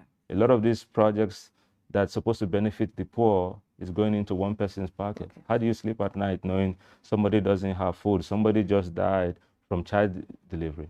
There's a lot of stillbirth in the Gambia. How do you sleep at night? Sleep? And we call ourselves a Muslim nation. Muslims where? That whole Muslim thing is just a facade. It's nonsense. Wow. Because a Muslim should care about their fellow neighbors. If my fellow neighbor doesn't have something to eat, if I have the means to help them, I will. There's a lot of stillbirth in the Gambia. People are dying every day. We don't have good hospital. You have patients sharing a bed. You have some sleeping on the floor. There's no bed. There's not enough beds. So if I wanted to join the system, I've been here for 5 years. I'm a business person. I could have easily bid for this project and I'll win it. I have the capacity. I can create a team in a second. I've done it before in the US. I can easily do it here. The opportunity presented itself to me so many times. I was like, no, I don't want anything to do with this government and how they do their procurement. I'm not interested. I'll keep being a civilian in the private sector. I'll just do my own thing. But I could have easily joined them. But for me, it's not the money. You know, it's just, I can't do that. I don't have the conscience to do that. I won't sleep good at night. And I won't feel good even spending that money, knowing how it is. Yeah, that is very strong. Stealing from the poor people. Yes, it's definitely stealing from the poor people. I just hope a lot of and you know the crazy thing, think like that. When small people steal $100, $200, you know, we're giving them mob justice. Yeah. We're killing them. And then the ones that are actually stealing billions and billions, we celebrate them. Did you hear what I said this day on Facebook? You know, I did this program. The ones that are actually killing, destroying the future of your kids, we celebrate them. When they come, we lay on the floor. And then the ones that are selling $300 a day in mile 2, for what? We need to release those people off from mile 2. I said this on a show. This is nonsense. And something when I was talking about this Omar Baji death. Yeah. When you go to their Facebook, when somebody steals Sergio, can you imagine? I tablet to Sunya mobile. Yeah. Mind you, this person is stealing from me and you, ordinary folks. But these people that are stealing our government resources. They're stealing the future of our kids. Okay. They're not just stealing from you. They're stealing the future. Look at all these debts Gambia has. The debt to revenue ratio is almost at 500%. That means for every $1 they're collecting, you know, in revenue, right? They've already borrowed $5. How is that sustainable? So they're stealing from your kids. And then we celebrate them. And the ones that are stealing small mobile phones, they're in mile 2 for years. And then you see these judges, they're quick to send them to prison, Gambian kids. And some of them are stealing because they can't afford a meal. And then the ones that are actually looting our resources, we celebrate them. They have impunity. Nobody says anything. So that's why if you look at 360, we said new direction. One nation, one vision, new direction. And the direction is going a whole one area. Yes. Interesting. Why can't you guys speak in local language? But this is the first time I'm going to have Saikou on so many other occasions. Yes, of course. But it's good to have this introduction in English, so we just speak to everybody, but obviously we'll be having more. Yeah, definitely. It's coming. But in Molu Bejibero, la Gambia Generation Party, Puri Diamu briefly Moli Manika Kangola, Badi Molo Puri Salon Kopati Kutolong, Alia Formule, but Kaito Manfiti for IEC, but little leader to be the Nene chairs, and then a model Minbe Alcoma, Yaf Badi on the briefly, and Patio Hamoti, and Munatina, they say Yeah. Assalamu alaikum balbe kontona gameno atol nal kontongola ntete Saikou Sawo leti mbora sukutale nteni nene che yasin nga patikutole londi ka fa golden era pari and gameno meta batharing meta barakono ntola parensol ntol from, you know, we face so many adversity, right? So but in manyana kasong din, you know, Manyana Kason, the next generation, you Barasifa, the same Barasifa face. Yeah. Because it's okay, pretty better, but what are you doing for your kids? Idiwa. But you cannot do the same better. So what a golden era party form, and the reason why I a golden era, the future is going to be better. It's a golden era. We're going to put a better system in place, you know. So Gambia is a place me along control my middle class, my economy funds. So until lahamo minti, welem ka Gambia no sembento yandi, kabomu sol funding kel, you know, we give them the resources, opportunities, gen sembento yandi. So ibajala loko nitol finance successful ta, you know, it's an economy sambano, ye bondi fuari ya kono, ye dundi middle class kono. We could all back a pro Gambia tanyato without a middle class. Because near business or there's no middle class pro support. Business in a boiler. Yeah, you need a thriving middle class. So Gambia, if you look at the poverty index, it's high. Mujama be fuari ya kono. Wala na ma economic industry. Wala na more buka parika investment kija. Gambian citizens no for kila koro bonija ya samba Senegal. Because wala economy better is more stable and they have, you know, high paying jobs. So ntola ha minti Gambian base and we have a better economy and good security sort of good quality of life and a good healthcare finance sort of economic endo sort of so ntola ha you know lafaka Gambia base samba all inclusive hanin ndol mimi banta do lafaka kanale meta tupa budule ila karon keje yo kuro sort of demanding dol fana mbijele tupa budu fana ma easy sign ko yeah man dia sign you know nunta be jama nisa man kele. So, but it's time, you know, Yalong Bankof and Nilafaka develop, you have to bring everybody into the population of Mansia. So, Manyanaka tribe or more marginalized. That's what I'm called Nyantaka Lafan in Dol Mimijan because at least it all exposed the expertise sort of. In Dol Marco Mimijan, we lift everybody up. So, into Lahamo World an all inclusive government, you know, whether you are Mandinka, Wolof Sere, it doesn't matter. It's about meritocracy. What can you do for your government? But more Kilimbuka Keno. We are creating a movement for more being, you know. Yes, I have the expertise, but into that matter, we need like-minded people here join an era, you know. It's a golden era movement. Yes. I like the name golden era. Yanni, I see one body asking me for Gambian notes.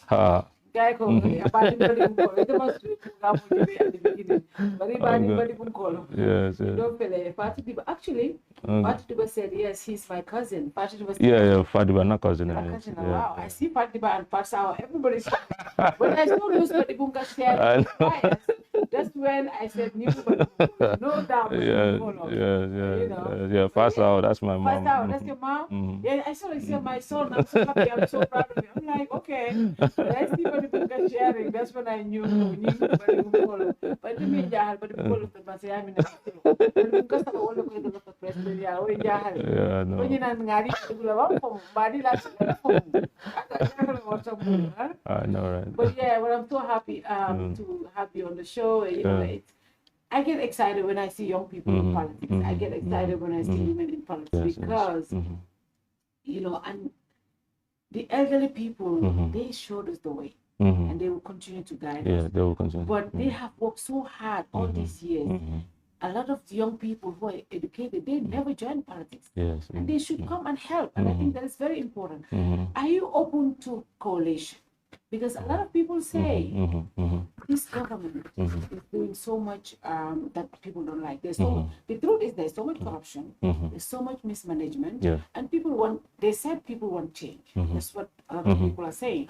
Now, more Kofanan, it will be good for at least politicians of Fanan Bay and I together, because incumbent Bundo Mansone. Yeah. Are you open to something like that? If the people want you to join and join a coalition, will you be open to that? Or is it have to be Saikou? No. Like I said in the beginning, one person cannot do the job. Yes, I'm a visionary leader. Yes, I've accomplished a lot. Yes, I've had a proven track record. You know, I served in the army. You know, the discipline is there. But again, one individual cannot solve the problem. So we need more intellectuals. So I would, forming a coalition is not a problem. We would like to have alliances with like-minded parties. But for me, I'm a very cautious individual because, again, like I said in the beginning, right, there's a lot of opportunists in the Gambia. In Gambian politics. Yeah. They will say one thing here today, the next minute they join in the very thing they were against. You said you want to fight corruption, but then you're fighting a party that just removed the Auditor General. So that way, people don't get to see the report. There's no transparency. So there's nothing you can tell me. There's no justification for that. Over and over, this current administration have shown they're not ready to be transparent. And then now this audit report have shown that they've planted their puppet there to clean up their mess. So I want to be cautious. We are open. We welcome all Gambians. Those that want to join the movement, party that want to form alliances, but we just want to be mindful. We have to vet the people we let in, because we don't want the embarrassment tomorrow. Like, oh, they endorsed this party, and look what's happening.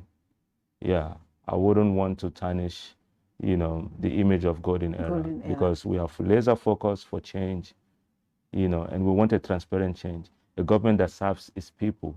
Not the other way around. You're there to serve the interests of the Gambians. You're answerable to the Gambians. You're accountable to the Gambians. It's not the other way around. People should know how a proper government should work. So yes, we're going to form alliances only if they have a clear agenda, only if our visions completely align, and the people that will serve with integrity. Because we want to uplift Gambians. We want Gambians to be able to live in their country with dignity. You cannot have a country where, people outside that are coming in Gambia are living better than the citizens, and they're even maltreating your citizens. One thing I like about your message, Gambia first approach. Yes. That's very important. It is important. And we need to empower Made in Gambia. Gambians love textile. Like for me, I like to dress, I like to look nice. I should be able to order this textile in the Gambia. So we need to empower the textile industry. Made in Gambia should be a thing. Pavement blocks, we shouldn't be importing that. That should be made in Gambia. Those are easy to do. So we need to empower the youth.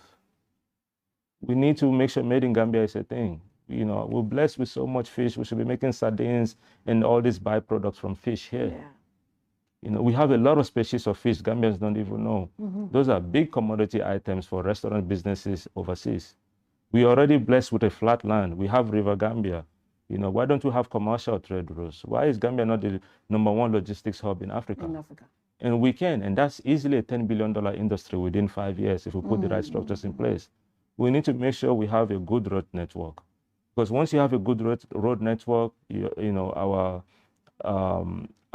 River Gambia is navigable for business. We have, ships that can go from point A to B. More businesses will come here because they know once they produce, it's easy to export.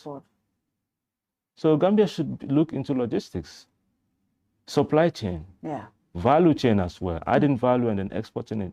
Look at our GDP, 2-point-something billion. Look at Senegal. Their GDP is 32 billion.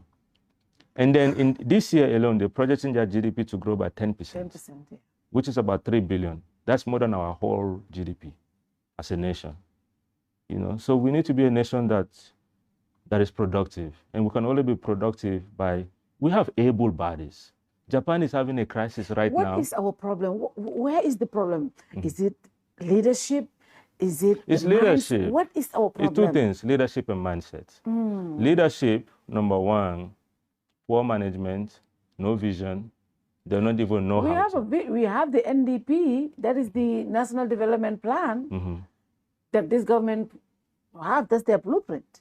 But where has it gotten us to? If there's still high unemployment, what kind of vision is that? Vision that can solve unemployment? Visions where people are still dying in back way because they can't find jobs? Vision where, people can get skills to get entry-level jobs? Vision where even if you qualified, you're a right fit for the job, they're not going to hire you because they know you have higher standards. Vision where when you don't align politically, they penalize you for that. Yeah. Is that a vision? That's not an inclusive Gambia. That's nonsense. I like you already. You are one of my favorites so far. Yeah, so that's the kind of politicians I no, like. we need to be serious because we are at a crossroad in Gambia and people are making jokes online, but they don't know we have a serious problem. We have a serious problem. And then the future for our kids is at stake. Yeah. I feel sorry for the next generation. So this is our opportunity to change the narrative. We need to fix our leadership problem. We need better management. Look at the ports, the situation. The ports is one of the biggest revenue generating assets for any country, not just Gambia. And then we give 80% away for 30 years. Yeah. Don't you think that's an issue that any level-headed person should be like, but that is the government's new direction. We have the PPP, they're privatizing most of our national assets. Yeah, but even the airport, yeah, we're about to privatize it. Okay, I will tell you something about private-public partnership. Yeah. Gambia should always have majority stake. It has to be mutually beneficial.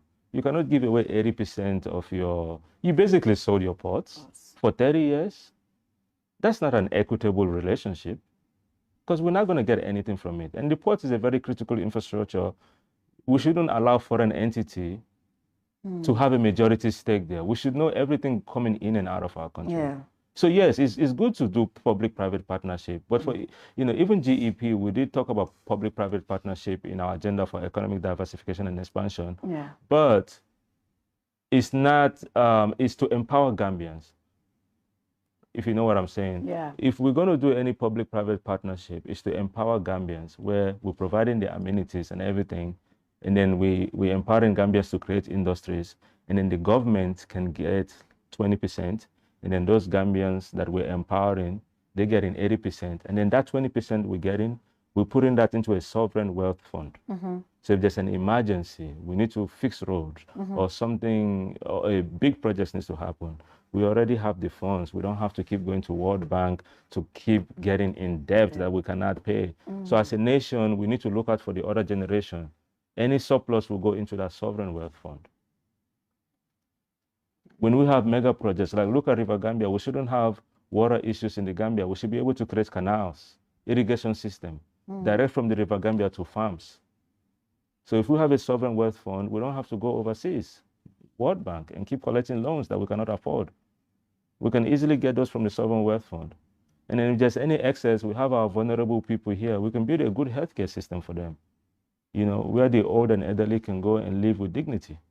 They don't have to struggle. They don't have to be left in the rural areas with no electricity, no water. This is what we should be doing as a nation. This is what you should bring. Finally, what is your message to the Gambian people? I think a lot of people are going to learn a lot from what you have said today. Yeah.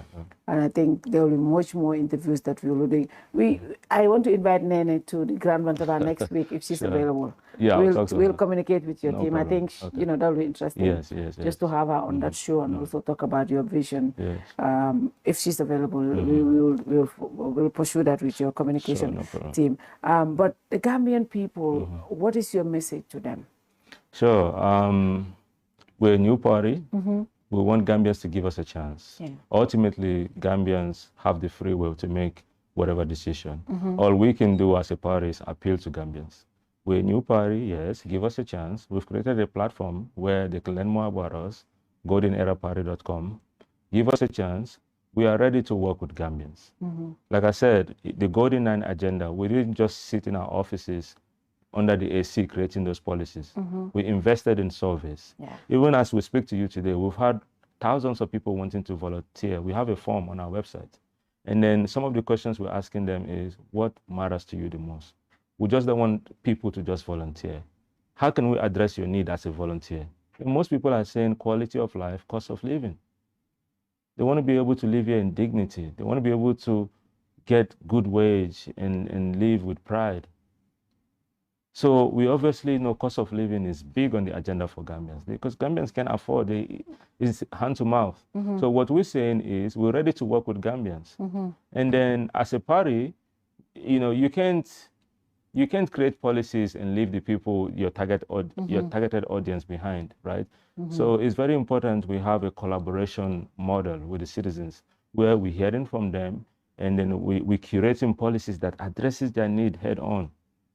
It's like you want to solve the problem of the youth, but you don't want to sit with the youth. Yes. The youth are not part of the decision-making process. Like you have a 60-year-old as a youth advisor. Yeah. How do you know the youth's problem? Exactly. It's nonsense.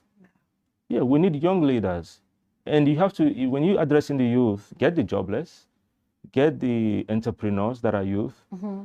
You have to have a mix from all sectors. Those in healthcare, those in, paralegal, all 35 and under. Like, hey, we have a good mix of youth here, 100 people. Now let's talk. We want to create an agenda for the youth. So when we were creating our agenda, we paid for those surveys. They were not cheap. We went all the way to URR collecting data from people. Data is important. Yes. So we did a qualitative analysis of those data. That's how we were able to craft those policies. And then when we were creating the policies, we looked at the root cause. You go to our website, we define the root cause of each that is happening in the Gambia. And then we're creating an outcome-based solution that is measurable. We can come back and, it's an outcome-based. You have to provide an output. And then we talked about scorecard, having KPIs and performance measurements. So we're not just making empty promises. We're creating an agenda where we can have, we can feasibly implement. Because you can't make promises that you can fulfill. So any policies you see out there, trust me, we've done our research. And based on how we can go about and fixing the system, we've created policies that are feasible, that we can implement. We have an execution strategy. Yeah. You cannot come one day and solve food security in Gambia. No, that's not feasible. That's possible. It's going to be a roadmap. Yeah. And it's going to be a phased roadmap. Year 1, this is what we're going to achieve. Year 2, manufacturing. Yet by year 5, we're done. We fix, obviously they're still going to, but at least 80% of Gambians will be able to afford, food, cost of living will come down. Yeah. Because now we're empowering people to get into farming. We're training more Gambians to get into construction. We, instead of monopolizing, giving one entity the right to bring cement, we're saying, hey, Gambians and the reason why I keep saying Gambians is because we have to empower Gambians. Gambians need to lead these industries. Yeah. That's true. You want to create a cement factory and have low-cost construction, Gambians need to, lead that industry. We need to create a plant. So that's why I was saying when it comes to public-private partnership, it should be equitable where the government is there to support. We could do a 80-20 structure. The 20% that the government is getting from supporting those industries are going into our surplus. And then the 80%, but we're empowering those individuals, and those individuals must be Gambian. They should have that made in Gambia or Gambia first mentality. Yeah. So we're not going to do, and then anytime we're doing business with foreign entities, like with the situation with the Post, Albaric, or whatever the name is, no way. If Gambia is not going to get 51% out of the deal, it's a big no. It's a big no. Because we need to maintain majority equity. We need to majority equity, especially with foreign entities. That's important. And then when they come here, we shouldn't be signing anything more than 10 years. 30 years, that's a whole generation. That's a whole generation. 10 years maximum. We're not having no precedent for that long. Why would you sign such a contract on behalf of us? On behalf of us. Yeah, that's and then you didn't get any input from us. Yeah. I feel like some, especially key infrastructure like POS, there should have been a national referendum and see how Gambians feel about it. Yeah. It shouldn't just be a decision from the very few legislative body. Cabinet. So that's why we need to do reforms. Yeah. Those are big deals. They're going to impact generations to come. Yeah, because if our parliament doesn't want to do their work, right, we should create a policy. That's why we need checks and balances in the system. Yeah. We shouldn't be able to just pass laws like this and bypass the citizens. We should create a better system in place where the executive have limited power to balance the system. Yeah. Right? And then the legislative body, if they can't, there should be a national referendum where citizens are also given chance to voice their opinion. Because this would affect generations to come. Kids that are not yet born, they're going to have to face these 30-year, port issues. That's a whole generation. That's a whole generation. Yeah. So to conclude, we're saying to Gambians, we have great ideas, but there are people out there with greater ideas. We want to be able to have an inclusive Gambia. Gambia where there's meritocracy, we're empowering people that are ready to work, and we're also uplifting people that are at the bottom, bringing them to the top. So that way we can create self-sufficiency. We can be a self-reliant nation. What is your opinion on term limit? I was going to go, but I just saw somebody ask that question. What is your opinion on term limit? Yeah, 2 terms. 2 terms. Yeah, and I feel like 5 years is a lot. Maybe 4 years, 2 terms. Yeah. Just like they have it in the US. So that way, if you're not doing a good job, we could get you out of there quickly. We can get you out as soon as possible. Yeah, 4 years is good. 5 years is long, and 2 terms. 2 terms. No matter how good you are, after your 2 terms, get out. Government is continuity. Yeah. Yes, get out. Yes, 2-term limit. And the reason I'm saying that is because look at Benin. Patrice Talon, he came the same time as Barrow in 2016. Yeah. 10 years ago. Look at Benin, look at Gambia, you tell me. And Benin is 10 times bigger than Gambia. They have a clean country, they have world-class road, good infrastructure. Now Benin exports more than even Togo and the next country combined. We are so small, but we're unable to. Benin is 10 times bigger than Gambia. So if you can achieve that for Benin, Gambia that is way smaller, why can't we?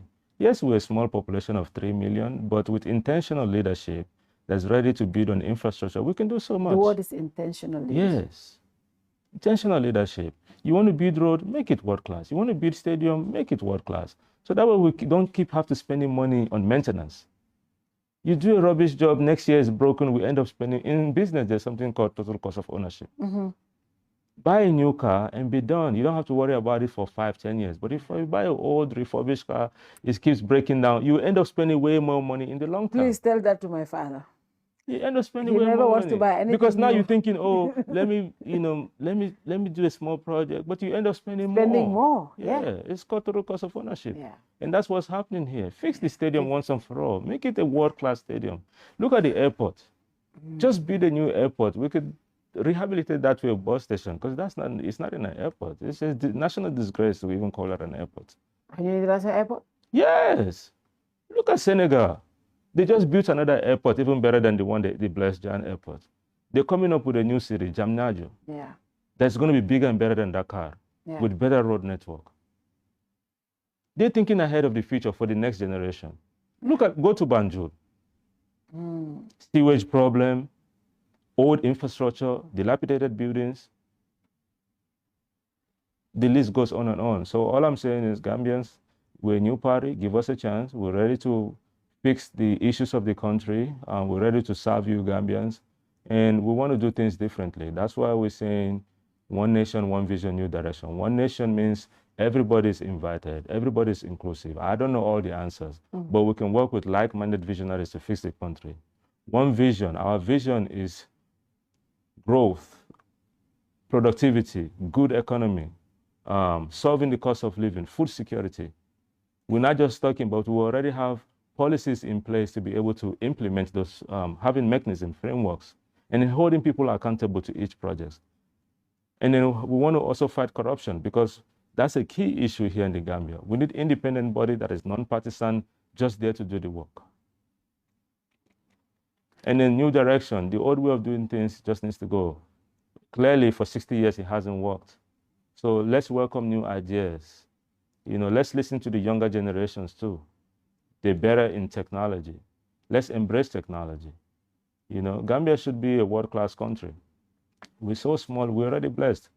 We have a great our location geographically even is great. Yes, so we need to take opportunity of that. Gambia should be #1 logistics hub, the best business center in the world. So it's time for change. This golden era is a movement. We want to, it's a new dawn for Gambia. We just want Gambians to give us a chance, hear us out, and, work with us. We want to listen to you. We want to be able to share ideas with you. And we want to curate policies that addresses your needs. We want to prioritize issues that matters the most. Priority is a thing. We need to prioritize.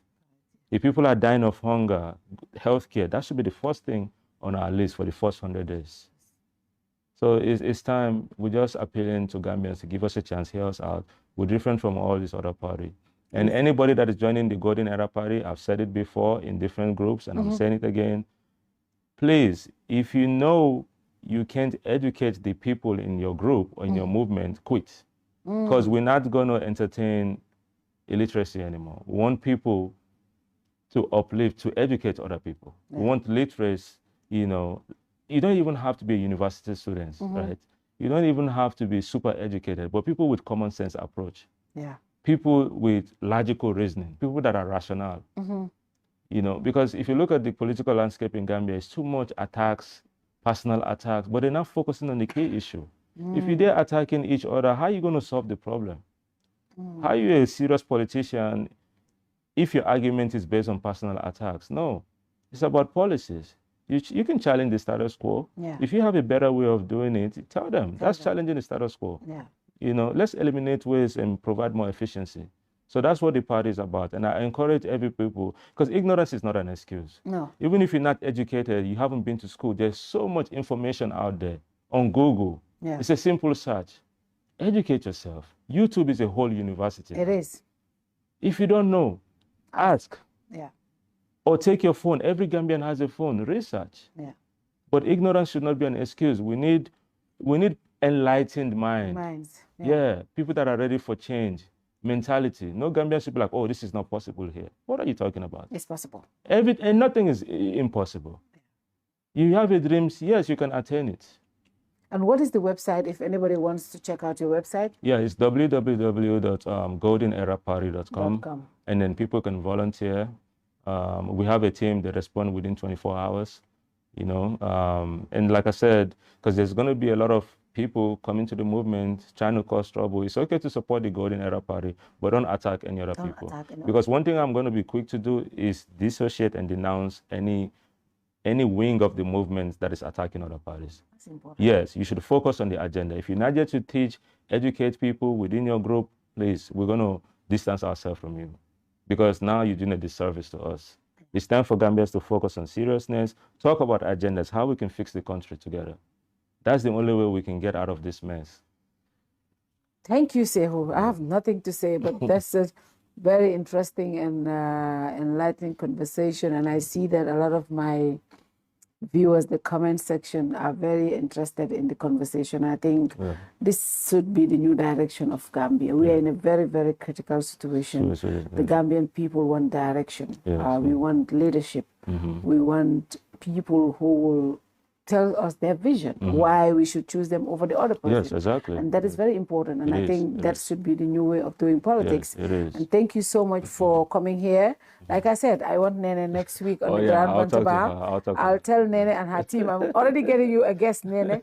Nene and the crew, they as another Nene, they host the show. Okay. So I'll tell them, I'll tell them, that I'm arranging a guest for them because I'm interested in hearing from her. Yes, definitely. I think she's very... And then she's very passionate about women affairs. Women affairs. And I think we have, Gambia is a population with a lot of women. Yeah. And that's why I confidently chose her as a partner. She's also empathetic. She cares about the people. There's that self-love in her that she can share with other people. With the other people. Yeah.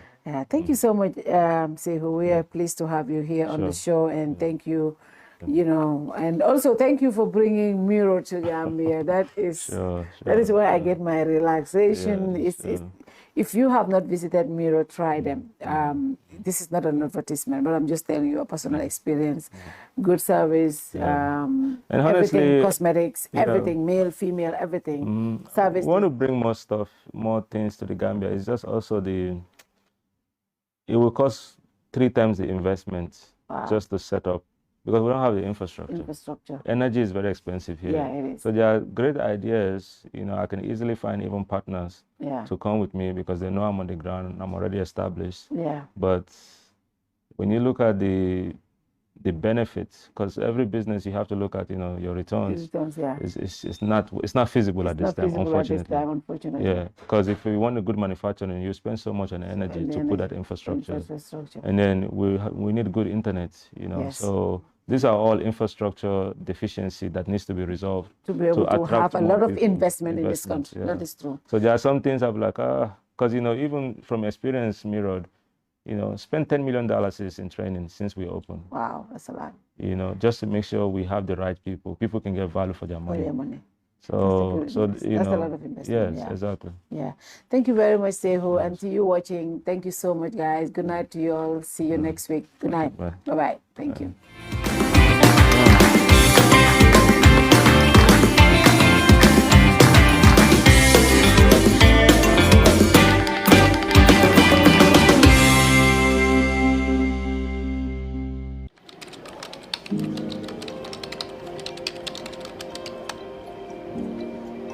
We are happy to announce the launch of our new logo. We have evolved since our incorporation in 1997, and it is time to refresh our new look to reflect who we are today. Before I reveal our new look, however, walk with me while I take you through our journey of the last 25 years. Trust Bank was incorporated on July 3rd, 1997 and began operations on October 1st, 1997. Following the collapse of the parent company of its predecessor, Meridian, the CBG stepped in and recapitalized the bank and held the shares in trust, thus the name Trust Bank. In 1999, the first investors who responded to the IPO and paid $1.50 per share received their maiden dividend of 50 bututs per share. In 2000, the bank fully paid back its investment by declaring another dividend of $1.20 bututs per share, making it a cumulative dividend per share of $1.70, which was 20 bututs above the purchase price. Between 2002 to date, share capital has increased from $27 million to $200 million, indicating that the bank has grown organically by plowing back profits to increase capital, while at the same time paying dividends to shareholders. The bank was listed on the Ghana Stock Exchange in November 2002, being the first ever cross-border listing in the sub-region. Now let's talk about awards. The bank was awarded the insignia of the National Order of the Republic of the Gambia, ORG, in the year 2010 by His Excellency the President of the Republic of the Gambia. During the past years, the bank has received so many national and international awards. Banker Magazine, 6 times. Global Finance, 6 times. Gambia Chamber of Commerce and Industry, 5 times. We began operations with 3 branches. Now, we have 18 branches and 20 ATMs and counting. On digital services, mobile app, check. Online banking, check. Transaction alerts, check. Watch this space. We've got more coming. Creating employment, yes, we've got that too. 400 and counting. And we take great care of our people too. Medical insurance, life insurance, private and state pensions, annual pilgrimages for both Muslims and Christians, training, yes, we do them all. One team, one family, one goal. That's the Trust Bank spirit. On corporate social responsibility, we have spent over $50 million in various causes. We care, and so we share. Over the years, we have paid over $1.6 billion to our shareholders, which translates to a whopping $20 per share and counting. Phenomenal returns for our shareholders who purchased at $1.50. Corporate taxes, over $1 billion is paid. Our journey started with a vision to create the kind of company that delivers quality services and innovative products with an inspired team dedicated to serving our customers, our environment, and our communities at large in the most caring manner. We remain fully committed to delivering excellent services to each of our stakeholders, customers, employees, shareholders, and partners. So, we remain true to who we have always been. As we look forward to greater achievements, we are rebranding to reflect who we are today and the future that we inspire. Our new logo has been designed to visually demonstrate our Gambian heritage and the sophisticated nature of the bank. We are moving away from the navy and gold-colored parallelogram-shaped logo to our baobab tree with a rising sun in the background. The striking outline of a baobab tree at sunrise is a familiar sight to anyone who has spent time in the Gambia. Our new logo and visual identity are inspired by our core values and spirit of being a pioneer in providing a unique banking experience.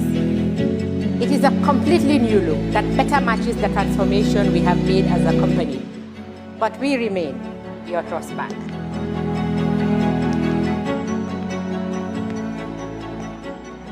Ladies and gentlemen, it is my singular honor to present to you our new logo and corporate identity.